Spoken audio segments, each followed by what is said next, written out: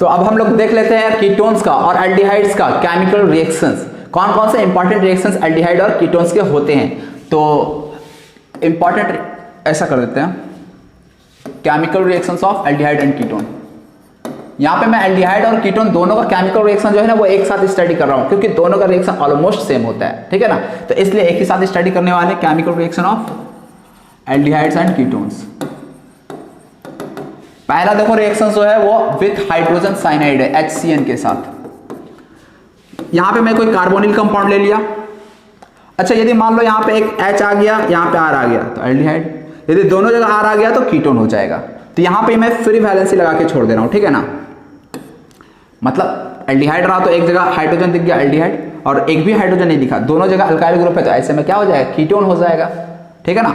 अब इसका HCN के साथ रिएक्शन हो जाता है। देखो HCN के साथ जब रिएक्शन होता है तो क्या बनाता है, जस्ट एक्चुअली क्या होता है, इसमें अल्कलाइन मीडियम रहता है, पहले अल्कली आता है OH माइनस, इस H+ को यहाँ से ले जाता है। मतलब देखो होता है क्या एक्चुअली में समझना, HCN जो है ना ये OH माइनस के प्रेजेंस में क्या होता है, ये साइनाइड आयन बनाता है। ये OH माइनस इस H+ को ले जाएगा और यहाँ से साइनाइड आयन बन जाता है, और ये साइनाइड आयन जो है ना वो अब न्यूक्लियोफाइल बनकर अटैक मार देता है C पे। एक्चुअल में ये हो रहा होता है, ठीक है। तो ये साइनाइड लो यहाँ पे मैं करवा ही दिया ऐसा, ठीक है ना, यहाँ पे। अब यहाँ पे C, अब जैसे ही C पे ये CN जाके जुड़ा, O पे क्या आ गया, माइनस चार्ज। फिर अगला स्टेप में इसका हाइड्रोलाइसिस कर देंगे तो यहाँ पे आ जाता है OH। तो एक ही कार्बन पे अल्कोहल ग्रुप, हाइड्रोक्सी ग्रुप, और उसी कार्बन पे साइनाइड ग्रुप, देख लो सेम कार्बन पे OH, सेम कार्बन पे साइनाइड ग्रुप, इस कंपाउंड को कहा जाता है साइनोहाइड्रिन। तो कार्बोनिल कंपाउंड होता है, अब देखो यहाँ पे हम एल्डिहाइड और कीटोन नहीं कहेंगे, हम इसको कार्बोनिल कंपाउंड कह देते हैं। कार्बोनिल का मतलब एल्डिहाइड भी हो गया, कीटोन भी हो गया। एल्डिहाइड एंड कीटोन को कलेक्टिवली क्या कहते हैं, कार्बोनिल कंपाउंड कहते हैं। तो इस तरह से ये हाइड्रोजन साइनाइड के साथ जब कंबाइन किया तो क्या बना दिया, साइनोहाइड्रिन बना दिया। और इस साइनोहाइड्रिन का देख लो यार, एक इंपॉर्टेंट रिएक्शन, यदि साइनोहाइड्रिन में यदि हम इसमें H3 हाइड्रोलाइसिस कर देते हैं तो ऐसे में क्या होता है, हाइड्रोलाइसिस, यार याद होगा आप लोग का हेलो एल्केन में बताया था कि यदि साइनाइड ग्रुप है हाइड्रोलाइसिस कर देते हैं तो ये साइनाइड ग्रुप जो है ना वो कन्वर्ट हो जाता है एसिड में। नहीं भी पता है तो यार आगे से याद रखना, आगे भी ये रिएक्शन बहुत बार आएगा। मतलब यदि कहीं साइनाइड ग्रुप दिख रहा है और उसका यदि हम हाइड्रोलाइसिस कर दें तो वो साइनाइड ग्रुप कन्वर्ट हो जाएगा एसिड में, कार्बोक्सिलिक एसिड में। मतलब आपको यहाँ पे मिल जाएगा OH और यहाँ पे COH। तो इस कंपाउंड को देखो मैं क्या कर दूंगा, COH के रेस्पेक्ट में ये कार्बन जो है अल्फा कार्बन है, अल्फा कार्बन है, और अल्फा कार्बन पे कौन सा ग्रुप है, OH है, तो इसको अल्फा हाइड्रोक्सी कार्बोक्सिलिक एसिड कहा जा सकता है, अल्फा हाइड्रोक्सी कार्बोक्सिलिक एसिड, ठीक है ना। और इसी में यदि LiAlH4 यूज किया जाए तो ये एक स्ट्रॉन्ग रिड्यूसिंग एजेंट होता है जो कि साइनाइड को, जो यहाँ पे साइनाइड दिख रहा है ना, इसको कन्वर्ट कर देता है किसमें, अमीन्स में कन्वर्ट कर देता है। स्ट्रॉन्ग रिड्यूसिंग एजेंट है। ये क्या करेगा, C और N दोनों में HH देना स्टार्ट कर देगा, और जब HH देना स्टार्ट कर देगा तो देखो क्या बना देता है, ये CH2 NH2 ऐसा। OH के रेस्पेक्ट में अल्फा या बीटा, तो ये बीटा पोजीशन पे NH2, बीटा एमिनो अल्कोहल इसका नाम हो जाएगा, ठीक है। तो ये साइनोहाइड्रिन का दो इंपॉर्टेंट रिएक्शंस था, मैंने यहीं पे बता दिया, ठीक है। ये चीज क्लियर है ना। मेन याद आपको जो रखना है वो ये कार्बोनिल कंपाउंड जो है ना, HCN हाइड्रोजन साइनाइड के साथ जब रिएक्ट करता है तो ये साइनोहाइड्रिन फॉर्म करता है, ठीक। तो ये एक रिएक्शन हो गया। नेक्स्ट है sodium bisulphide addition reaction with NaHSO3। ये सोडियम बाइसल्फाइड इस कंपाउंड का नाम है, क्या नाम है, सोडियम बाइसल्फाइड। मैं नहीं लिख देता हूं यार,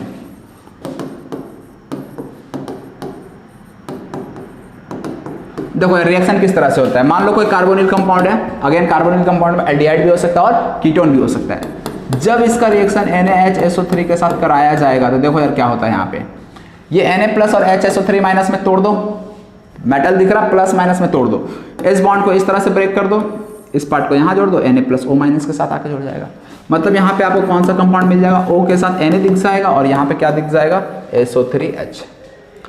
अब ये जो दिख रहा है ये H और ये सोडियम, ये आपस में यहाँ पे प्रोटॉन ट्रांसफर होता रहता है, ये प्रोटॉन ट्रांसफर होता रहता है और इसलिए आपको ये भी कंपाउंड मिल सकता है SO3Na।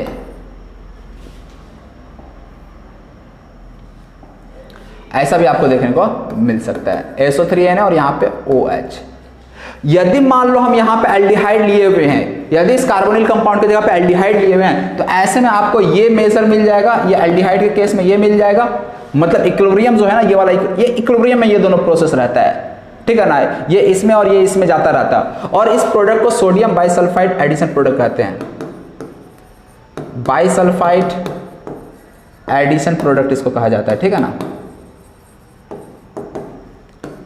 बाइसल्फाइड का एडिशन हो रहा है ना, सोडियम बाइसल्फाइड का एडिशन हो रहा है, इसलिए इसे बाइसल्फाइड एडिशन प्रोडक्ट कहा जाता है। और यहाँ पे ये और ये जो दिख रहा है प्रोटॉन ट्रांसफर वाला स्टेप, ये इक्विलिब्रियम में चलता रहता है। यदि ये एल्डिहाइड यहाँ पे हम लिए हुए हैं, तो ऐसे में आपको ये वाला मेजर प्रोडक्ट मिलेगा, मतलब इक्विलिब्रियम जो है ना वो एल्डिहाइड की ओर ज्यादा होगा। और यदि कीटोन लिए हुए हैं, तो कीटोन में के केस में आपको ये वाला आपको मिलेगा। ये कंपाउंड जो होता है वाटर सॉल्युबल कंपाउंड होता है। और ये जो हम लोग रिएक्शन करवाते हैं ना, मेनली ये हम लोग purification of aldehyde and ketones के लिए कराते हैं। यानी एल्डिहाइड और कीटोन्स को प्रिपेयर करने के लिए वाला मेथड हम लोग यूज करते हैं। कैसे यूज करते हैं जरा समझना। मान लो यार हमारे पास कोई एल्डिहाइड या कीटोन इम्प्योर फॉर्म में था, ठीक है ना, इम्प्योर कार्बोनिल कंपाउंड था।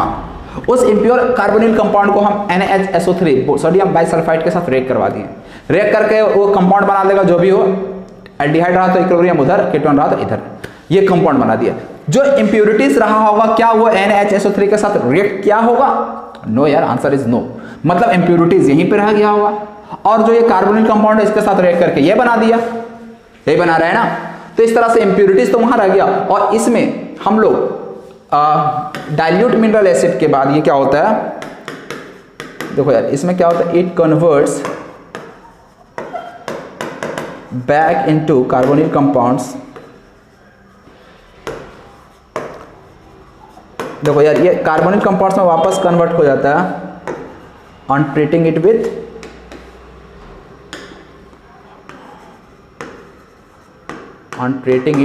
डाइल्यूट मिनरल एसिड,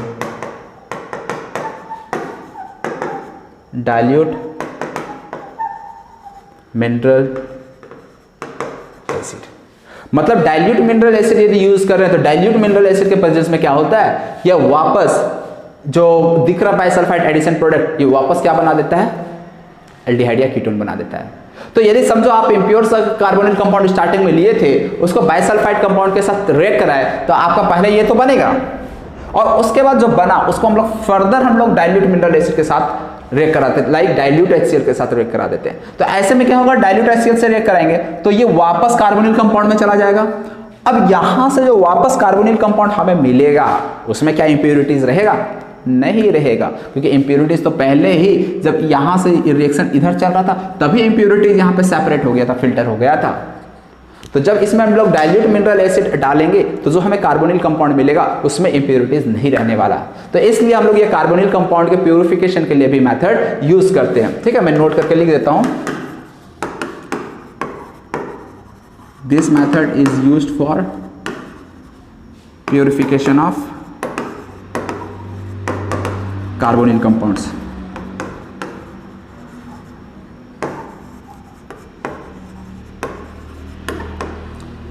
ठीक है, तो ये भी एक इंपॉर्टेंट रिएक्शन था यार एल्डिहाइड कीटोन का, ये सेकंड इंपॉर्टेंट रिएक्शन हो गया।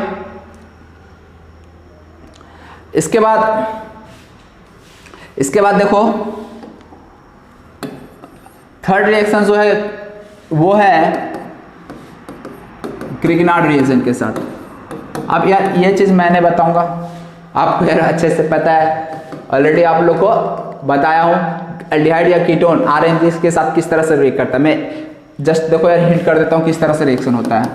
यदि मान लो यहां पे हम फॉर्मल्डिहाइड लिए हुए हैं, RMgS के साथ रिएक्शन हो रहा है, तो क्या बना देता है समझ लो यार।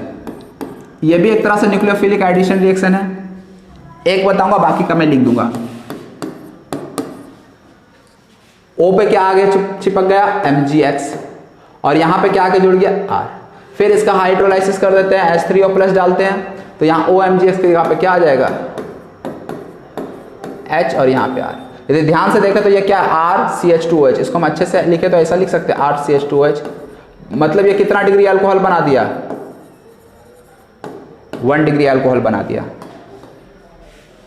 समझ में आ रहा है या नहीं आ रहा? देखो मतलब यदि हम यहाँ पे एल्डिहाइड की जगह पे फॉर्मल्डिहाइड लेते हैं तो फॉर्मल्डिहाइड के साथ में हमें क्या मिलता है final product, 1 degree aldehyde, sorry 1 degree alcohol मिलता है। यदि यहाँ पे फॉर्मल्डिहाइड की जगह पे मान लो अदर एल्डिहाइड ले लेता हूँ like CH3 C double bond OH RMgX और वाटर ले लेता हूँ तो देखो फाइनल प्रोडक्ट क्या मिला, और H3O+। अगेन ये बॉन्ड ब्रेक होगा, यहाँ पे R माइनस R, ये यहाँ पे हाइड्रोलाइसिस करेंगे तो O जो है उसके साथ H आके ऐड हो जाता है। CH3 ये O के साथ पहले देखो फर्स्ट स्टेप पे MgX आके जुड़ेगा और इस C प्लस पे बॉन्ड ब्रेक करेंगे तो O पे माइनस C पे प्लस पे ये R आके जुड़ेगा और फिर अगला स्टेप में हाइड्रोलाइसिस करेंगे तो O पे जो MgX जुड़ रहा था वहां H आके जुड़ जाएगा। ये कितना डिग्री अल्कोहल है जरा ध्यान से देखो, OH 2 डिग्री अल्कोहल,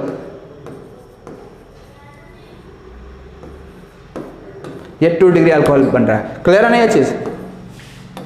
इसके बाद फिर मान लो मैं कीटोन ही ले लेता हूं, देख यार ये अदर एल्डिहाइड था, ये कीटोन ले रहे हैं, कीटोन के साथ RMgX ले लेते हैं तो देख लो यार खुद ही से क्या बन जाएगा, R माइनस Mg+, ये बॉन्ड ब्रेक होगा ऐसा, ये ऐसा। तो देखो क्या बन जा रहा है, CH3 CH3 यहाँ OH और यहाँ पे R आके जुड़ जाएगा। कितना डिग्री अल्कोहल बन गया, 3 डिग्री अल्कोहल। मतलब आपको याद रखना है कि यदि फॉर्मल्डिहाइड रहे that is HCHO, formaldehyde plus RMgX रहे तो आपको क्या मिलता है 1 डिग्री अल्कोहल। यदि यहाँ पे फॉर्मल्डिहाइड की जगह पे अदर एल्डिहाइड ले लिया जाए प्लस RMgX ले लिया जाए तो यहाँ पे आपको क्या मिलने वाला है 2 डिग्री अल्कोहल। और यदि यहाँ पे कीटोन ले लिया जाए अब प्लस RMgX ले लिया जाए तो आपको फिर क्या मिलने वाला है फाइनली 3 डिग्री अल्कोहल। ठीक है, ये ग्रिग्नार्ड रिएक्शन के साथ रिएक्शन हो गया। ठीक है, तो ये भी एक इंपॉर्टेंट रिएक्शन था, आप लोग ध्यान में रखना यार, ऑलरेडी इससे पहले भी बहुत बार बता चुके हैं आप लोगों को। अब एल्डिहाइड को रिएक्शन विथ अल्कोहल, ठीक है ना, नेक्स्ट है रिएक्शन विथ अल्कोहल। तो नेक्स्ट रिएक्शन अगेन यार ये भी इंपॉर्टेंट है, रिएक्शन विथ अल्कोहल। इसमें देखना यार क्या होता है, पहले एल्डिहाइड और कीटोन दोनों का रिएक्शन डिफरेंट वे में होता है। यहाँ पे एल्डिहाइड और कीटोन का रिएक्शन दोनों सेम वे में नहीं होता है, इसलिए एल्डिहाइड का रिएक्शन अलग से स्टडी करेंगे, कीटोन का रिएक्शन अलग से स्टडी करेंगे। दोनों है सिंपली, ये एल्डिहाइड लिया और प्लस मान लो R-OH ले रहे हैं, ठीक है ना। ये रिएक्शन देखो ड्राई HCl में होता है। HCl को गैसेस स्टेट में लेना है, गैसेस फेज में लेना है HCl को। मॉइस्ट या फिर एक्वस HCl लेने की गलती बिल्कुल नहीं कर सकते। क्यों नहीं कर सकते बताने वाले अभी थोड़ी देर में आपको। प्रोडक्ट क्या बनेगा जरा सोचो, C डबल बॉन्ड O को ब्रेक करेंगे, O पे माइनस आएगा और C पे प्लस आएगा। ओके, अब जस्ट सोचने के लिए इस R-OH देखो यार, ये जस्ट मैं बता रहा हूँ प्रोडक्ट कैसे बनाया जाता है, मैं कंप्लीट मैकेनिज्म नहीं बता रहा हूँ आपको, बस हम तरीका बता रहे हैं कि किस तरह से आप रिएक्शन को इजीली याद कर लोगे। ठीक है ना, तो यहाँ से R-OH को ब्रेक कर दूं, O पे माइनस H पे प्लस। अब यहाँ पे O पे माइनस आ रहा, C पे प्लस आ रहा, ये तो बताने की जरूरत है नहीं। अब खुद ही बताओ H प्लस कहाँ जोड़ेगा और O माइनस कहाँ जोड़ेगा, बता दो जरा यार। O के साथ क्या जुड़ने वाला है, O माइनस आया, O माइनस के साथ H प्लस जाकर जुड़ जाएगा, और C पे प्लस आया था उसके साथ क्या जुड़ने वाला, OR- जुड़ने वाला।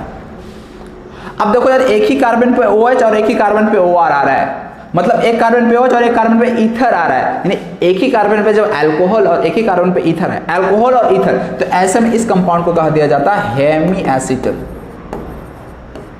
क्या कहा दिया जाता है, हेमी एसिटल। और ये जो है ना हेमी एसिटल फॉर्म, ये अच्छा हाँ, ये जो हेमी एसिटल फॉर्म दिख रहा है ये फर्दर R-OH के एक और मॉलिक्यूल से रिएक्ट कर जाता है, ये अनस्टेबल होता है और इसलिए ये फर्दर क्या करेगा, HCl के एक और मोल से रिएक्ट कर जाएगा, सॉरी R-OH के। तो देखो यार फाइनल प्रोडक्ट क्या बना देगा, RCH। अब यहां पे अगेन देखो क्या होगा, H प्लस और O पे माइनस आइए ऐसा। अब ये ऐसा समझो, यहां पे क्या हो जाता है, ये समझाने के लिए H प्लस निकला, ये H प्लस क्या है ना, इस OH माइनस को प्रोटोनेट कर देता है, H2O बन जाएगा और ये यहां से लीव कर जाता है, जस्ट समझाने के लिए मैं बता रहा हूँ, मैकेनिज्म नहीं बता रहा हूँ मैं कंप्लीट, बस आपको वो तरीका बता रहा हूँ जिससे कि आप रिएक्शन को याद रख सको। क्या हो रहा है यहाँ पे, आर डैश ओ एच को मैंने ब्रेक किया, H प्लस और O R minus, H plus इस OH माइनस के साथ वाटर बना के बाहर निकल गया। अब यहाँ पे जो OH जब निकल गया तो OR डैश बच गया, वो यहाँ पे आके जुड़ जाएगा और नीचे भी OR डैश। अब क्या देख रहे हैं, इस कार्बन में ऊपर भी ईथर और नीचे भी ईथर। इस कंपाउंड को हम लोग एक इंपॉर्टेंट नाम दे देते हैं एसीटल। यानी सेम कार्बन पे यदि ईथर ईथर लगा हुआ है OR ग्रुप तो उसे हम लोग क्या कह देते हैं, एसीटल। और यदि एक अल्कोहल ग्रुप लगाओ और एक ईथर ग्रुप लगाओ तो वह हेमी एसीटल कहलाता है। ये सब आप लोग बायोमॉलिक्यूल जब आगे पढ़ोगे तो वहाँ ये सब फिर से आपको रिपीट होने को मिलेगा, ठीक है ना, रिपीट आपको करना है। तो इस तरह से जो याद रखना है आपको ये कि एल्डिहाइड जो है ना वो अल्कोहल के 2 मॉलिक्यूल के साथ रिएक्ट कर रहा है। पहले रिएक्ट करके हेमी एसीटल बना रहा है, फिर हेमी एसीटल फर्दर अल्कोहल के एक और मॉलिक्यूल से रिएक्ट करता है और फाइनली क्या बना देता है, एसीटल बना देता है। ये एल्डिहाइड का रिएक्शन था। यहीं पे कीटोन का भी रिएक्शन चलो देख लेते हैं। कीटोन का रिएक्शन थोड़ा डिफरेंट होता है। कीटोन जो है वो डाई इससे रिएक्ट करते हैं, एथिलीन ग्लाइकोल, इसको क्या बोल देंगे, इस कंपाउंड का नाम हो जाता है एथिलीन ग्लाइकोल। मतलब ये ना, ये कहलाता है डाइहाइड्रिक अल्कोहल। पहले ये चीज समझ लो, ये डाइहाइड्रिक अल्कोहल है। एल्डिहाइड और कीटोन के रिएक्शन में यही सबसे इंपॉर्टेंट है। जबकि यदि एल्डिहाइड के रिएक्शन को देखें हम तो एल्डिहाइड में क्या था, मोनोहाइड्रिक अल्कोहल था। मोनोहाइड्रिक अल्कोहल का मतलब जो अल्कोहल ले रहे उसमें एक ही OH ग्रुप लगा हुआ था और वो एल्डिहाइड से रिएक्ट कर रहा था। लेकिन जब हम कीटोन की बात करते हैं तो कीटोन में क्या हो रहा है जरा देखना, यहाँ पे एक ही मॉलिक्यूल में 2-2 OH लगा, इसलिए इसको डाइहाइड्रिक अल्कोहल कह रहे हैं। तो कीटोन के साथ डाइहाइड्रिक अल्कोहल रिएक्ट करता है और रिएक्ट करके क्या बनाता है ये चीज को थोड़ा समझ लेते हैं। देखो जस्ट रिएक्शन को मैं आपको याद करने के वे में बताऊंगा, ठीक है ना, मैकेनिज्म पे भी मैं नहीं जा रहा। बॉन्ड को ब्रेक किए, O पे माइनस आएगा और C पे प्लस आएगा। अब यहाँ पे देखो क्या होता है, इस तरह से वाटर हम निकाल दिए, वाटर निकाल दिए तो यहाँ पे OH माइनस, ये H प्लस वाटर बाहर हो चुका। यदि यहाँ से OH माइनस निकला तो इस पे प्लस आया, यहाँ से H प्लस गया तो यहाँ पे आया माइनस। अब खुद ही सोचो और कौन कहाँ जुड़ेगा बता दो यार मुझे खुद से। तो ये O माइनस जो है वो यहाँ जुड़ जाएगा और ये प्लस वाला चार्ज यहाँ पे जुड़ जाएगा। यदि इस तरह से होता है तो देखो फाइनल प्रोडक्ट क्या मिलने वाला है, CRR। यहाँ पे O, ये O किसके साथ जुड़ जा रहा है, CH2 के साथ जुड़ जा रहा है। फिर ये CH2 इस CH2 के साथ जुड़ा हुआ है और ये CH2 फिर इस O के साथ जुड़ा है और ये O इस C के साथ जुड़ गया वापस। देख लो ये एक साइक्लिक स्ट्रक्चर बन गया और इस स्ट्रक्चर का नाम होता है कीटल। पूरा नाम बोले तो एथिलीन ग्लाइकोल कीटल, क्योंकि एथिलीन ग्लाइकोल के साथ कीटोन मिलकर बना रहा है, इसका पूरा नाम क्या हो जाता है, एथिलीन ग्लाइकोल कीटल। यहां पे एक चीज देखना, अच्छा यहां कीटल होता है,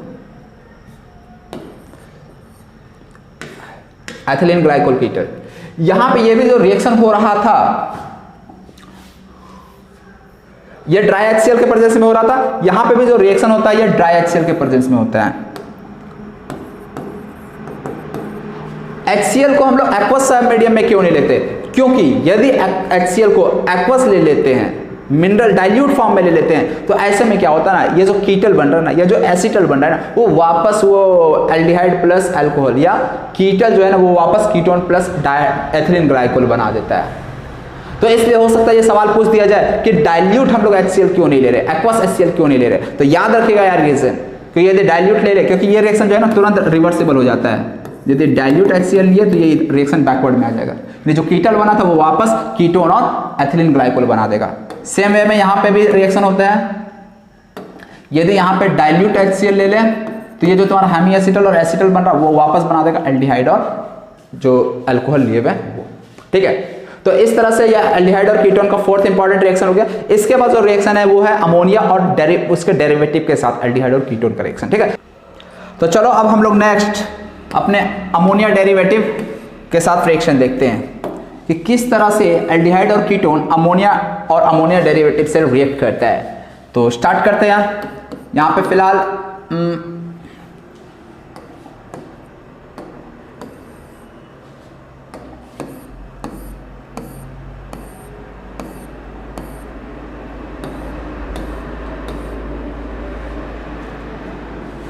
तो नेक्स्ट देखते हैं एल्डिहाइड और कीटोन का reaction with ammonia derivatives. Aldehyde और कीटोन किस तरह से अमोनिया डेरिवेटिव से रिएक्शन करता है। तो reaction of aldehydes and ketones with ammonia derivatives. Ammonia derivatives का क्या मतलब हुआ? अमोनिया डेरिवेटिव्स का क्या मतलब हुआ समझना। जैसे NH3 है, NH3 में से हम लोग क्या किया, एक H को मान लो NH2, एक H को रिप्लेस कर दिया किसी दूसरे ग्रुप के द्वारा, NH2 उस ग्रुप को Z कह दिया, तो ये था अमोनिया। और इसमें से जब एक H निकाल के वहां पे कोई दूसरा ग्रुप ला दिया तो इसी को हम अमोनिया डेरिवेटिव कह देंगे। मतलब अमोनिया से डिराइव्ड है ये, इसलिए इसका नाम हो गया अमोनिया डेरिवेटिव। ठीक है, अब रिएक्शन समझते हैं जरा यार, किस तरह से कोई कार्बोनिल कंपाउंड अमोनिया डेरिवेटिव के साथ रिएक्शन शो करता है। तो देखो यार, मैं मैकेनिज्म की बात तो नहीं करूंगा, यहाँ पे इतना समय नहीं है अपने पास, बट डायरेक्ट आपको बताता हूँ कि प्रोडक्ट किस तरह से आपको बनाना है।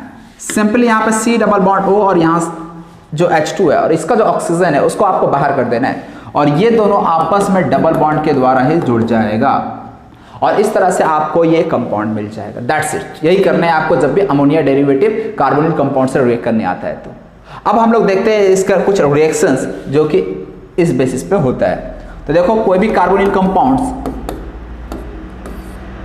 जैसे सबसे पहले NH3, आपको करना क्या है, बस यहाँ जो भी कंपाउंड्स दिया रहेगा उसका 2 हाइड्रोजन इसके ऑक्सीजन के साथ बाहर कर देना है। तो ये तो अमोनिया हो गया, यहां से H2 और यहां से O बाहर करो, क्या मिलेगा जरा देखना, C डबल बॉन्ड O, यहाँ NH, यही मिलेगा ना, कोई दिक्कत तो नहीं। देखो किस तरह से मैं समझा देता हूं। ये C double bond O, NH3 को मैं क्या लिख सकता हूं, NH2H लिख सकता हूं ना। ये बाहर हो गया, क्या मिल गया, C डबल बॉन्ड O, यहाँ पे N के साथ H, और C डबल बॉन्ड NH, इस कंपाउंड का नाम क्या होता है, इस कंपाउंड का नाम होता है इमाइन। यानी अमोनिया के साथ जब कार्बोनिल कंपाउंड रिएक्ट करता है तो क्या बनाता है, इमाइन बनाता है। ये चीज तो क्लियर है यार, गुड। नेक्स्ट NH2, ये इंपॉर्टेंट कंपाउंड है, बहुत ही इंपॉर्टेंट कंपाउंड है। इसका नाम क्या हो जाता है, हाइड्राजीन। कंपाउंड किस तरह से बनाएगा, तो देखो यार, सिंपली फिर से वही मेथड, H2 और इसका ऑक्सीजन को निकाल दो। समझाने के लिए मैं फिर से बता दे रहा हूं, इसके बाद नहीं बताऊंगा, ठीक है ना, इसीलिए समझ लो इस बार। NH2, यहां पे क्या हो रहा है, ये C double bond O, H2 बाहर हो जाएगा, तो इस तरह से देखो क्या मिल जाएगा, C डबल बॉन्ड N और ये NH2। समझ में आ गया कर क्या रहे हैं, देख लो कर क्या रहे हैं, समझ लो यार एक बार अच्छे से। तो इस तरह से यहां पे जो आपको प्रोडक्ट मिल जाएगा वो C डबल बॉन्ड N और यहां पे NH2। ये हाइड्रोजन था, इस कंपाउंड का नाम हो जाता है हाइड्राजोन। क्लियर है ये चीज। इसके बाद फिर हम लोग यहां पे NH2, NH, एक H को रिप्लेस कर देते हैं फिनाइल ग्रुप के द्वारा, बेंजीन ग्रुप के द्वारा रिप्लेस कर देते हैं। तो यहाँ पे अब हमें क्या प्रोडक्ट मिल जाएगा, तो अब इस H2 को इस O के साथ निकाल देंगे, तो ये C डबल बॉन्ड N और यहाँ पे N के साथ क्या जुड़ जाएगा, NH, PH। काम करता हूँ, इधर का मैं मिटा देता हूँ, ठीक है ना। ये देख लो यार, ये तुम लोग को नोट करना हो तो कर लो, किस तरह से ड्रॉ कर रहे हैं। यहाँ पे ये PH आ गया। इस कंपाउंड का नाम देखो यार कैसे बनाए, समझ में आ रहा है ना। अगेन NH2 को हम लोग इस C double bond O plus NH2 और यहाँ पे NH और यहाँ पे PH था, PH क्या था, बेंजीन रिंग। यहाँ से H2O निकाल देंगे तो ये C डबल बॉन्ड N, यहाँ पे NH, PH बन जाएगा। क्लियर है, समझ में आ रहा है ना। हाँ यार, तो इस तरह से इसका यदि नाम लिखे तो इसका नाम क्या हो जाएगा, अच्छा इसका नाम क्या हो जाएगा, पहले ये चीज समझ लो। यहाँ पे हाइड्रोजन था, हाइड्रोजन में एक हाइड्रोजन को रिप्लेस कर दिया बेंजीन रिंग के द्वारा, फिनाइल के द्वारा, तो इसका नाम हो जाता है फिनाइल हाइड्रोजीन। और इसका नाम हो जाएगा, आपका जो प्रोडक्ट बन रहा है उसका नाम हो जाएगा फिनाइल हाइड्राजोन। जैसे ऊपर हाइड्रोजन से हाइड्राजोन बना था, यहाँ फिनाइल हाइड्रोजन से फिनाइल हाइड्राजोन बन जाएगा। कोई दिक्कत तो नहीं यहाँ तक। नेक्स्ट रिएक्शन पे चलते हैं। नेक्स्ट रिएक्शन देखो, NH2, NH, यहां पे बेंजीन रिंग ही है,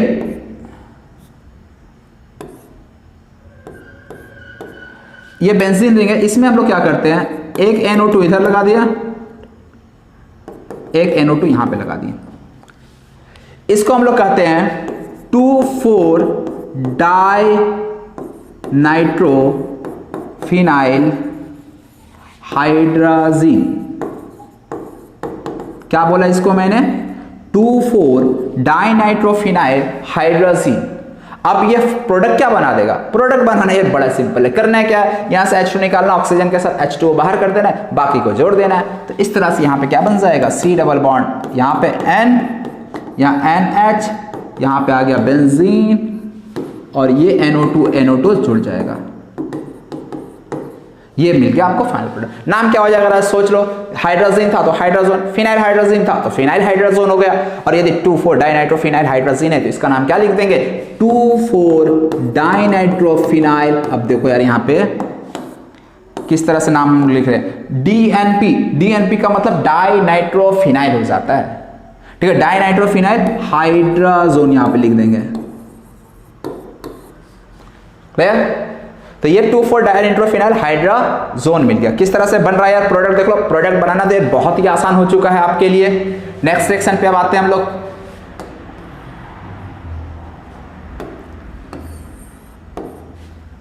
नेक्स्ट सेक्शन है NH2 NHCO NH2। इसका नाम होता है semi carbazide. Semi carbazide product क्या बना देंगे? अगेन यार यहां से H2 निकालेंगे, H2 को C डबल बॉन्ड O के साथ जोड़ देते हैं, C double bond O NH, C double bond O NH2। ये बन जाता है क्या कि यहां से H2 को निकाल दिए, ये जो H2 दिख रहा है, बाकी NHCO NH2 जोड़ दिए। इसका नाम सेमी कार्बाजाइड था, इसका नाम हो जाता है सेमी कार्बाजोन। दैट्स इट, कुछ और नहीं करना एक्स्ट्रा। नेक्स्ट रिएक्शन फिर से देखो, एक और इंपॉर्टेंट रिएक्शन NH2OH। इसका नाम क्या होता है NH2OH का? हाइड्रोक्सिल अमीन। हाइड्रोक्सिल अमीन बोलो, हाइड्रोक्सिल अमीन। क्या होता है यहाँ पे? H2 यहाँ पे C डबल बॉन्ड O के साथ चला, देखो H2 दिख गया ना, मतलब रिएक्शन करेगा ही वो कार्बोनिल कंपाउंड के साथ। H2 बाहर कर देंगे और यहाँ से बन जाएगा C डबल बॉन्ड NOH। अब प्रोडक्ट किस तरह से बना रहे हैं भाई? सबका सब सेम तरीके से प्रोडक्ट बन रहा है, तो इसलिए मुझे बार बार बताने की जरूरत तो है नहीं। यदि फिर भी प्रॉब्लम हो तो यार कमेंट सेक्शन में बता देना यार, मैं समझा दूंगा। C डबल बॉन्ड NOH, इसका नाम क्या हो जाएगा? ऑक्साइम। ये याद रखना यार, इंपॉर्टेंट कंपाउंड है। ये ऐसा कंपाउंड है जो ज्योमेट्रिकल आइसोमेरिज्म शो करता है। जब मैं आइसोमेरिज्म पढ़ाया था, आइसोमेरिज्म का लेक्चर भी यार पढ़ा है अपने चैनल पे ही, तो ये ऑक्साइम जो है ये ज्योमेट्रिकल आइसोमेरिज्म शो करता है। कैसे शो करता है देख लो यार। C डबल बॉन्ड नाइट्रोजन के पास देखा जाए तो एक लोन पेयर है। अब ये दोनों ग्रुप यदि डिफरेंट हो गया ना, कार्बन से लगा, दोनों यदि डिफरेंट हो गया तो ये ज्योमेट्रिकल आइसोमेरिज्म शो करेगा। क्यों? क्योंकि यहाँ पे एक लोन पेयर एक OH, ये तो आपस में डिफरेंट है, ये भी डिफरेंट हो जाए तो ज्योमेट्रिकल आइसोमेरिज्म शो करेगा। तो oxime can show geometrical isomerism. चलो इसके बाद लास्ट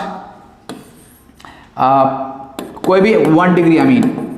देख भाई 1 डिग्री अमीन ले रहे हैं हम, क्योंकि NH2, तभी तो ये H2 जो है ना वो O के साथ H2 बाहर बना देगा। तो यहाँ पे NR, ये जो है इमाइन होता है, याद है ना? C डबल बॉन्ड N यदि आ जाए तो इमाइन हो जाता है, लेकिन यहाँ पे NH, H की जगह पे R आ गया तो इसको हम लोग सब्स्टिट्यूटेड इमाइन बोल देते हैं। सब्स्टिट्यूटेड इमाइन बोल देंगे, और यही कहलाता है सिफ्स बेस। एक सिफ्स टेस्ट भी होता है, ठीक है, पिंक कलर हमें मिल जाता है। चलो तो ये पूरा का पूरा आपका हो गया। देख लो यार, मैं थोड़ा सा और छोटा कर दिया, थोड़ा छोटा ज़्यादा हो गया, लेकिन पूरा का पूरा ये जो अमोनिया डेरिवेटिव का जो रिएक्शन है ना, आप एक साथ देख सकते हो आप, ठीक है। देख लो एक साथ ये रिएक्शन एक जगह आपको यहाँ पे दिख गया। तो ये एल्डिहाइड कीटोन का अमोनिया डेरिवेटिव के साथ रिएक्शन हो गया। ये रिएक्शन सभी के सभी रिएक्शन अपने आप में इंपॉर्टेंट है। एक सवाल इसमें से बन सकता है, कहाँ पे देखना, जरा समझा देता हूँ। एक सवाल थोड़ा अच्छा सवाल हो गया, स्टैंडर्ड सवाल हो गया, जेईई नीट एग्जाम में ये सब हो सकता है, इस तरह का सवाल आ जाए। ये NH2, ये NH2, इस दोनों में यही वाला NH2 क्यों रिएक्ट कर रहा है, यहाँ पे सेमी कार्बाजोन बना रहा है, ये वाला NH2 क्यों नहीं गया? तो देखना यार यहाँ पे ये जो नाइट्रोजन का लोन पेयर है ना, ये C डबल बॉन्ड O के साथ रेजोनेंस में है, तो इसलिए इसका न्यूक्लियोफिलिसिटी कम हो गया।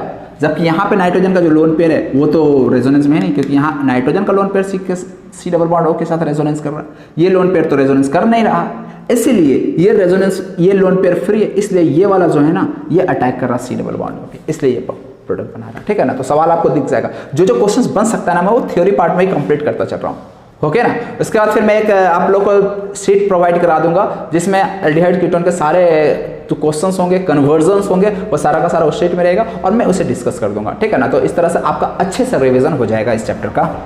तो ये हो गया। अब इसके बाद देखो कुछ और इंपॉर्टेंट रिएक्शंस है एल्डिहाइड एंड कीटोन का, उसमें ऑक्सीडेशन रिएक्शन और रिडक्शन रिएक्शन। पहले मैं बात कर लेता हूँ इसका रिडक्शन रिएक्शन का, ठीक है ना। ये हो जाएगा हमारा 6th reaction, reduction of aldehyde and ketones. Already हम लोग कहाँ पढ़े हुए हैं रिडक्शन के बारे में, अल्कोहल चैप्टर में पढ़े हुए। देखो यार मैं फिर से बता दे रहा हूँ, मान लो यहाँ पे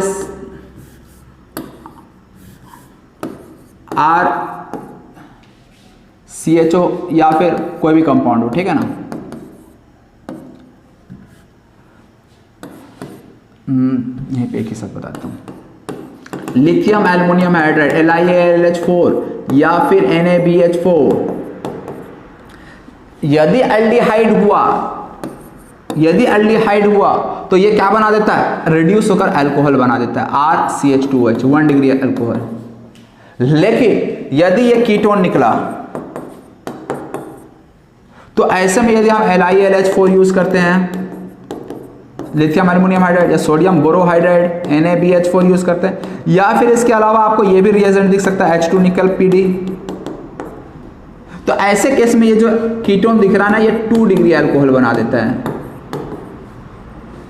एल्डिहाइड 1 डिग्री अल्कोहल में रिड्यूस होता है, कीटोन जो है वो 2 डिग्री अल्कोहल में कन्वर्ट होता है, याद रखिएगा। यहां पे भी H2 निकल आ सकता है। ये हो गया reduction of aldehyde ketone into alcohol, ये अल्कोहल में कन्वर्ट हो रहा था। इसके अलावा रिडक्शन में एक और इंपॉर्टेंट नहीं, बहुत ही इंपॉर्टेंट रिएक्शन आता है, क्लीमेंसन रिडक्शन। यहाँ पे मैं एक काम करता हूँ, यहाँ पे लिख देता हूँ पहले क्लीमेंसन रिडक्शन, ठीक है ना। ये इंपॉर्टेंट है, काफी इंपॉर्टेंट है क्लीमेंसन रिडक्शन।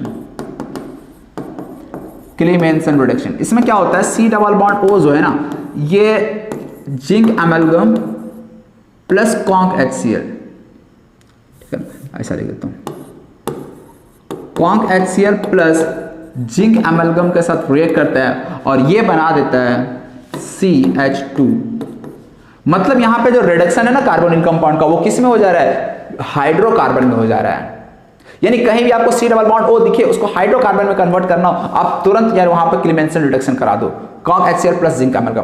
क्लीमेंसन रिडक्शन का पूरा डिटेल मैकेनिज्म के साथ मैं डिस्कस किया हूं, लेक्चर्स है, आपको मैं डिस्क्रिप्शन में सेंड कर दूंगा, वहां पे आप क्लीमेंसन रिडक्शन का कंप्लीट एनालिसिस देख सकते हैं, कंप्लीट मैकेनिज्म के साथ आप सीख सकते हो। जैसे मान लो आपको कोई ऐसा कंपाउंड दे दिया गया है और इसको आपको इसमें कन्वर्ट करना हो, तो आप क्या करोगे, तो इसमें कुछ नहीं, आप क्लीमेंसन रिडक्शन लगा दो, that is conc HCl plus zinc amalgam. Direct ये C डबल बॉन्ड O जो है ना, ये उड़ के यहाँ पर खत्म हो जाएगा, ये साइक्लोहेक्सेन बना देगा, समझे। इसी तरह से एक और इंपॉर्टेंट रिएक्शन है, वो भी सेम काम करता है, जिसका नाम है Wolff Kishner reduction. Wolff Kishner reduction, बस उसमें रिएजेंट जो है वो डिफरेंट लेते हैं। फर्स्ट स्टेप में हम लोग लेते हैं NH2NH2। इसका नाम क्या होता है NH2NH2 का, बता दो यार बच्चों, NH2NH2 क्या नाम होता है, अभी थोड़ी देर पहले ऊपर बताए थे, हाइड्राजीन। हाइड्राजीन किस तरह से प्रोडक्ट बनाएगा बता सकते हो, ये डबल बॉन्ड O जो है, ये डबल बॉन्ड NH2 बना देता है। और फिर इसके बाद हम लोग थोड़ा हाई टेम्परेचर पे हीट करते हैं इसको एथिलीन ग्लाइकोल के साथ। किसके साथ, एथिलीन ग्लाइकोल KOH के साथ हीट कर देते हैं, तो ये फाइनली कन्वर्ट हो जाता है CH2, that is again hydrocarbon में। यही है वुल्फ किर्चनर रिडक्शन। यानी वुल्फ किर्चनर रिडक्शन भी देखा जाए तो एल्डिहाइड या कीटोन को कन्वर्ट कर देता है एल्केन में, हाइड्रोकार्बन में कन्वर्ट कर देता है। इसको डायरेक्ट भी एक स्टेप में आपको याद रखना, तो आप ऐसा याद रख सकते हो, फर्स्ट स्टेप में ये हाइड्रोजीन यूज किया जाता है NH2NH2, और सेकंड स्टेप में एथिलीन ग्लाइकोल, ठीक है ना, एथिलीन ग्लाइकोल साथ में KOH और हीट डालते हैं, तो ये डायरेक्ट CH2 बना देता है ऐसा। और क्लीमेंसन रिडक्शन भी यूज कर सकते हैं CONH2, ये एसिडिक मीडियम में करा जाता है रिएक्शन, या अल्कलाइन मीडियम में होता है रिएक्शन, ठीक है ना, दोनों बस ये डिफरेंस है। तो ये क्लीमेंसन और वुल्फ किर्चनर रिडक्शन हो गया, ये C डबल बॉन्ड O को CH2 में कन्वर्ट कर देता है डायरेक्ट, ठीक है ना। मान लो आपके पास कोई कंपाउंड ऐसा है,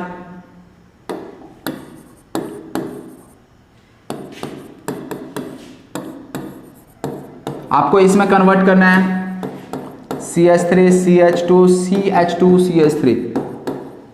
तो आप क्या यूज कर सकते हो, डायरेक्ट आप लोग यहाँ पे क्लीमेंसन रिडक्शन करा दो या उल्फ किश्नर रिडक्शन करा दो, डायरेक्ट आपको वो मिल जाएगा। मतलब यहाँ पे जो C डबल बॉन्ड O दिख रहा है ना, ये CH2 में कन्वर्ट हो जाएगा, समझे। इसके अलावा C डबल बॉन्ड O को CH2 में कन्वर्ट करने के लिए एक और इंपॉर्टेंट स्ट्रॉन्ग रिड्यूसिंग एजेंट है red phosphorus HI। Red phosphorus HI भी बहुत स्ट्रॉन्ग रिड्यूसिंग एजेंट होता है और ये भी कीटोन को हाइड्रोकार्बन में कन्वर्ट कर देता है। तो इस तरह से कुछ बहुत ही स्ट्रॉन्ग रिड्यूसिंग एजेंट हमने देखा। LiAlH4 वो यदि एल्डिहाइड है तो 1 डिग्री अल्कोहल, कीटोन है तो 2 degree alcohol, same NaBH4 H2 निकल प्लैटिनम पैलेडियम कुछ भी हो सकता है वहाँ पे। इसके बाद फिर हमने क्लीमेंसन रिडक्शन देखा जिसमें कॉन्क HCl जिंक एमैल्गम रहता है।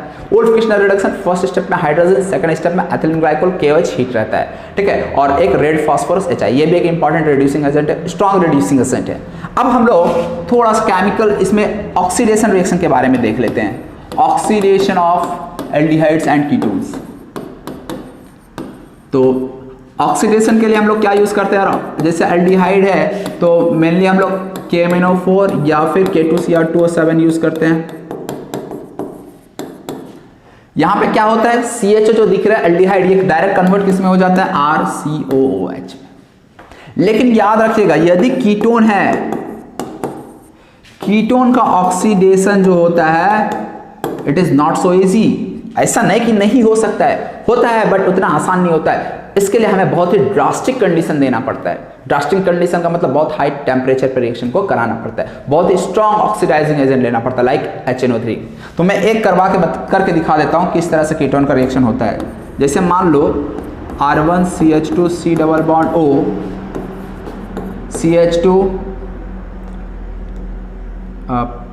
यहाँ पे CH3 कर देता हूँ, ठीक है ना, ऐसा है कोई कंपाउंड, ठीक है। तो यहाँ पे हमें इसका ऑक्सीडेशन कराना है तो इसके लिए एक स्ट्रॉन्ग ऑक्सीडाइजिंग एजेंट ले लो कॉन्क NO3 जो कि बहुत ही काफी स्ट्रॉन्ग ऑक्सीडाइजिंग एजेंट होता है। प्रोडक्ट बनाना है तो देखो इसमें क्या होता है, C बॉन्ड ब्रेक हो जाता है। इसके ऑक्सीडेशन में क्या होता है, कार्बन कार्बन का बॉन्ड ही ब्रेक हो जाता है। तो यहाँ पे जो दिख रहा है ये वाला और ये वाला, यानी जो C और C O के बीच का बॉन्ड है और यहाँ पे जो बॉन्ड है ब्रेक हो जाता है। तो ब्रेक होकर यार देखना क्या बनता है, यदि इस बॉन्ड को ब्रेक करेंगे तो ये दो कार्बन वाला एसिड बना दो है RCOH। इसको 1 कह देते कार्बन एटम, इसको 1 कह देते हैं, इसको 2 कह देते हैं, इसको 3। पहले 1-2 के ब्रेकिंग से देखो क्या बन रहा है, 1-2 ब्रेक किया तो यहां पे ब्रेक किया R, ये जो CH2 लगा हुआ है वो COH में कन्वर्ट हो जाएगा। प्लस इधर से क्या बन जाएगा, जैसे हम इस पार्ट को ब्रेक किए तो CH3 और ये COO जो है वो कन्वर्ट हो जाएगा CH3COOH में, ये बन गया। यदि इधर ब्रेक करेंगे तो क्या बन जाएगा, CH3 के साथ डायरेक्ट COH, मतलब एक कार्बन वाला एसिड दैट इज HCOH बन जाएगा। समझ रहे हो ना, यहां से यदि बॉन्ड को ब्रेक करें तो ये एक कार्बन वाला एसिड और इधर 1 2 3 कार्बन वाला एसिड दैट इज RCH2COH दे देगा। इस तरह से ये प्रोडक्ट बना देता है। मान लो यहां पे हम CH3 ले लेते हैं, क्या बना देता है, कॉन्सेंट्रेटेड HNO3 लिए हुए हैं तो इधर से ये बॉन्ड ब्रेक, इधर से ये बॉन्ड ब्रेक करो, तो इधर से ये बॉन्ड ब्रेक करेंगे तो एक कार्बन वाला एसिड दैट इज HCOH होता है भाई, एक कार्बन वाला, और इधर से 2 कार्बन वाला एसिड दैट इज CH3COH मिल जाता है। और जब यहाँ के बॉन्ड को ब्रेक करेंगे तो यार वही कंपाउंड में एक कार्बन वाला ऑलरेडी बना चुके हैं और ये 2 कार्बन है तो 2 कार्बन वाला भी एसिड ऑलरेडी बना चुके हैं, ठीक है। बाय द वे इतना ज़्यादा इंपॉर्टेंट रिएक्शन नहीं है ये वाला जो मैं यहाँ पे बताया हूँ, बट फिर भी NCERT में भी दिया हुआ है तो एक बार बता दिया मैं भी आप लोगों को।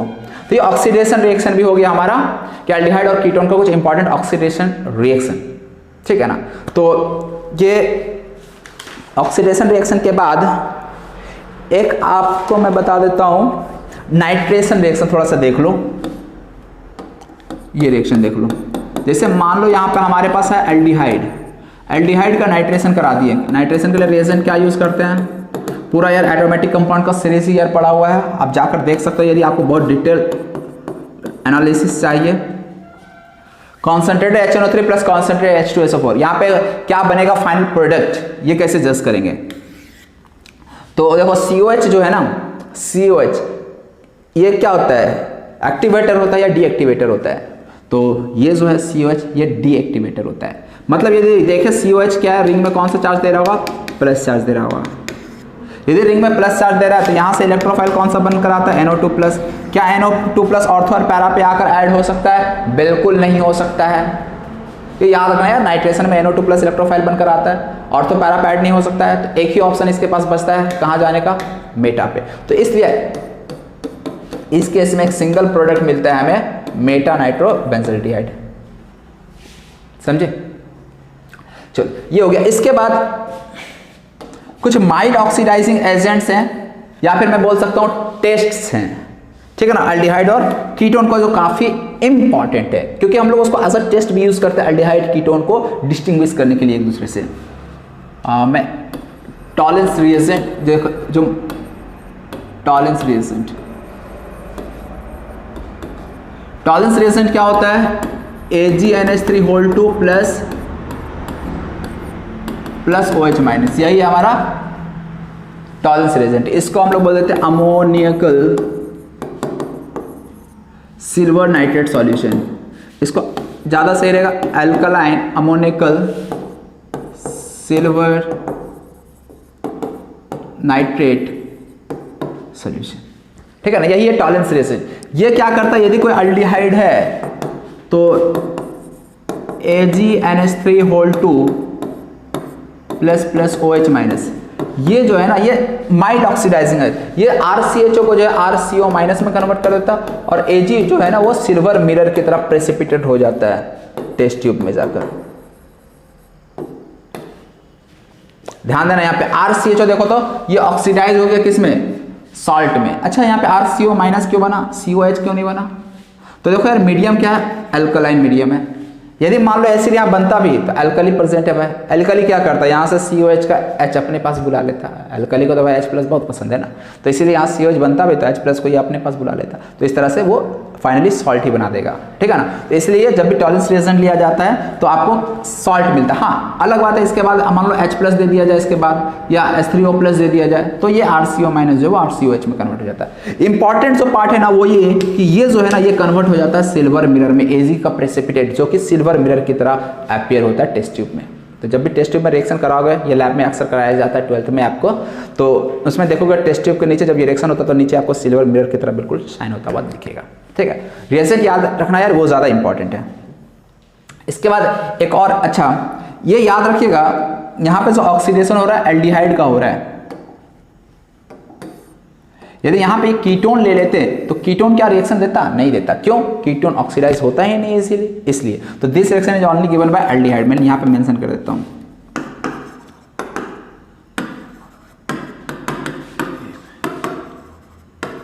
Given by aldehyde only. चलो, इसके बाद एक और रिएक्शन है इंपॉर्टेंट, बहुत ही इंपॉर्टेंट रिएक्शन बोल सकता हूं मैं, again Fehling's test. Fehling's test, इसमें देखो फैलिंग सॉल्यूशन होता है। फैलिंग सॉल्यूशन क्या होता है पहले ये चीज जान लो। फैलिंग सॉल्यूशन, ये फैलिंग सॉल्यूशन ए और फैलिंग सॉल्यूशन बी दो सॉल्यूशन से मिलकर बना होता है।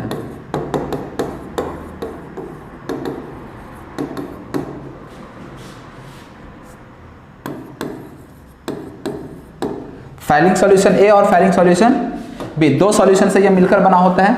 और होता क्या समझना, ये जो फैलिंग सॉल्यूशन ए है ना, ये एक्वस कॉपर सल्फेट होता है, और जो फैलिंग सॉल्यूशन बी है ना, ये रॉसल सॉल्ट होता है प्लस OH माइनस। आपको इतना याद रखने का जरूरत नहीं है, मैं आपको जस्ट बता दे रहा हूं। रॉसल सॉल्ट क्या होता है?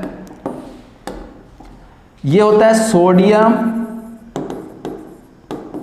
Potassium tartrate. Sodium potassium tartrate, इसका स्ट्रक्चर भी देख लो। टार्टरिक एसिड का स्ट्रक्चर आपको बताया होगा मैं आपको आइसोमेरिज्म में। क्या होता है? COH HOH HOH और ये COH, ये है टार्टरिक एसिड का। इसी टार्टरिक एसिड में हम क्या करेंगे यहां पे CO माइनस Na प्लस और CO माइनस K प्लस लगा दिए। यही कहलाता है, यही क्या है? रॉसल सॉल्ट या सोडियम पोटेशियम टार्टरेट। तो आपको सिंपली जो याद रखना है ना वो कि फैलिंग सॉल्यूशन ए और फैलिंग सॉल्यूशन जब बी मिलता है तो ये आपको बना कर देता है Cu2+। बस आपको यही यहाँ पे याद रखना है, आपको और बाकी चीज से मतलब नहीं है। मतलब आपको यदि रिएक्शन कराना होगा ना, आपको मान लो एग्जाम में लिखने आता है फैलिंग सॉल्यूशन फैलिंग टेस्ट के बारे में, तो आपको बस ये लिखना है कि एल्डिहाइड जब रिएक्ट करता है, किसके साथ रिएक्ट करता है, फैलिंग सॉल्यूशन के साथ, दैट्स इट। आप फैलिंग सॉल्यूशन ए बी अलग से मेंशन करने की जरूरत नहीं है। तो ये Cu2+ OH-, ये भी अल्कलाइन मीडियम में रिएक्शन होता है। अगेन यहाँ पे जो CHO दिख रहा है वो फिर से ऑक्सीडाइज हो जाएगा सॉल्ट में, RCO-। और यहाँ पे जो इंपॉर्टेंट है ना, वो Cu2O का रेड ब्राउन प्रेसिपिटेट या सिंपली रेड प्रेसिपिटेट बन जाता है। ये इंपॉर्टेंट है। मतलब यहां पे जो Cu2+ है वो किस में कन्वर्ट हो गया, red brown precipitate, that is Cu2O। यदि कॉपर का देखें तो रिडक्शन हो रहा है, कैसे, यहाँ कॉपर +2 स्टेट में, यहाँ पे कॉपर का ऑक्सीडेशन स्टेट चेक करो, 2x - 2 = 0 होता है। यहाँ पे ऑक्सीडेशन स्टेट क्या हो गया, +1 हो गया। समझ में आ रहा है? तो इस तरह से यहाँ पे कॉपर का रिडक्शन हुआ और एल्डिहाइड जो है वो ऑक्सीडाइज हो गया एसिड सॉल्ट में। ठीक है, तो याद रखना है आपको, फैलिंग सॉल्यूशन अगेन एल्डिहाइड के द्वारा दिया जाता है। Ketone do not give this test, note करके लिखना हो तो लिख लेना, ketones do not give this test.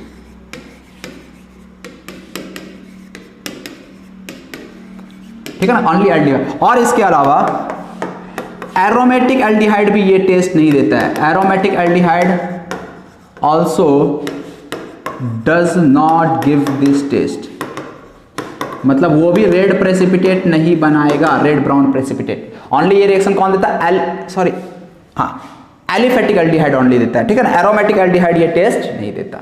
ठीक है, इसके बाद देखो, तो अब देखो यार, फैलिंग टेस्ट के बाद एक थर्ड जो टेस्ट जनरली एल्डिहाइड और कीटोन को एक दूसरे से डिस्टिंग्विश करने के लिए किया जाता है, वो है हैलोफॉर्म रिएक्शन। हैलोफॉर्म टेस्ट भी बोला जा सकता है। तो नेक्स्ट जो है वो है हैलोफॉर्म टेस्ट या हैलोफॉर्म रिएक्शन, ही मैं लिख दे रहा हूं, हैलोफॉर्म रिएक्शन।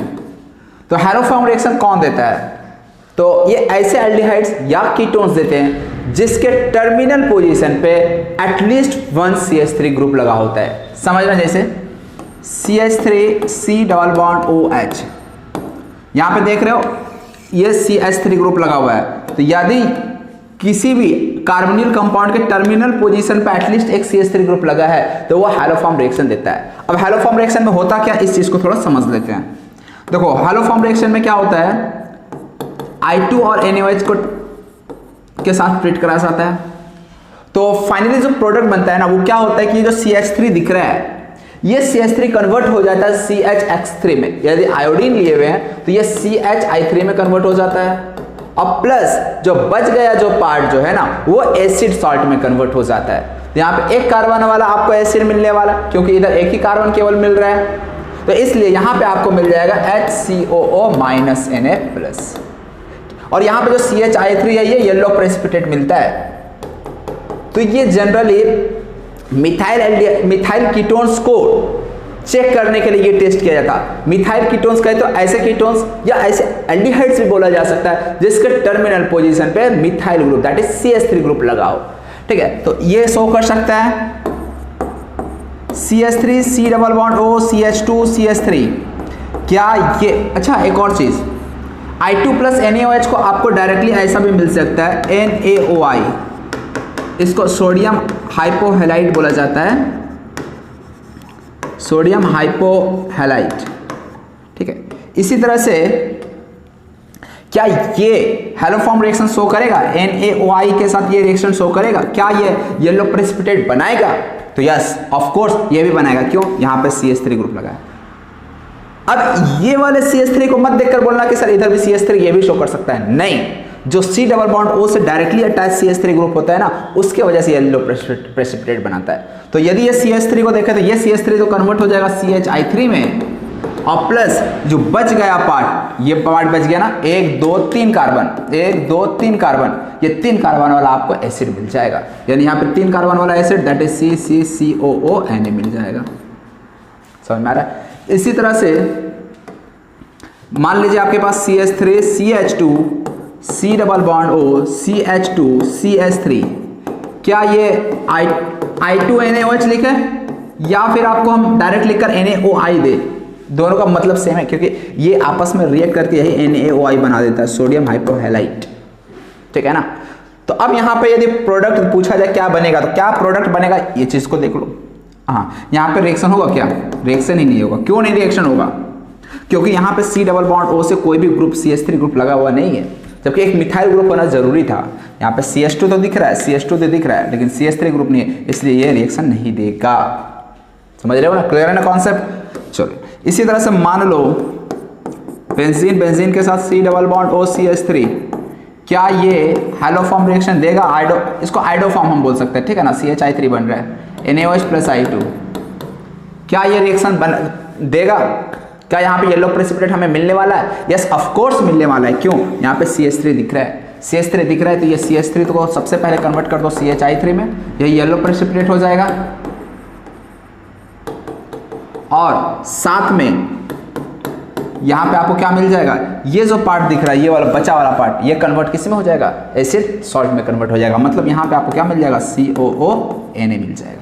समझ में आया। तो कौन शो करेगा कौन शो नहीं करेगा, ये चीज क्लियर है। अब इसी में मान लो आपको ऐसा दिया रहता C double bond O CH2 CH3, क्या ये हैलोफॉर्म रिएक्शन शो करेगा?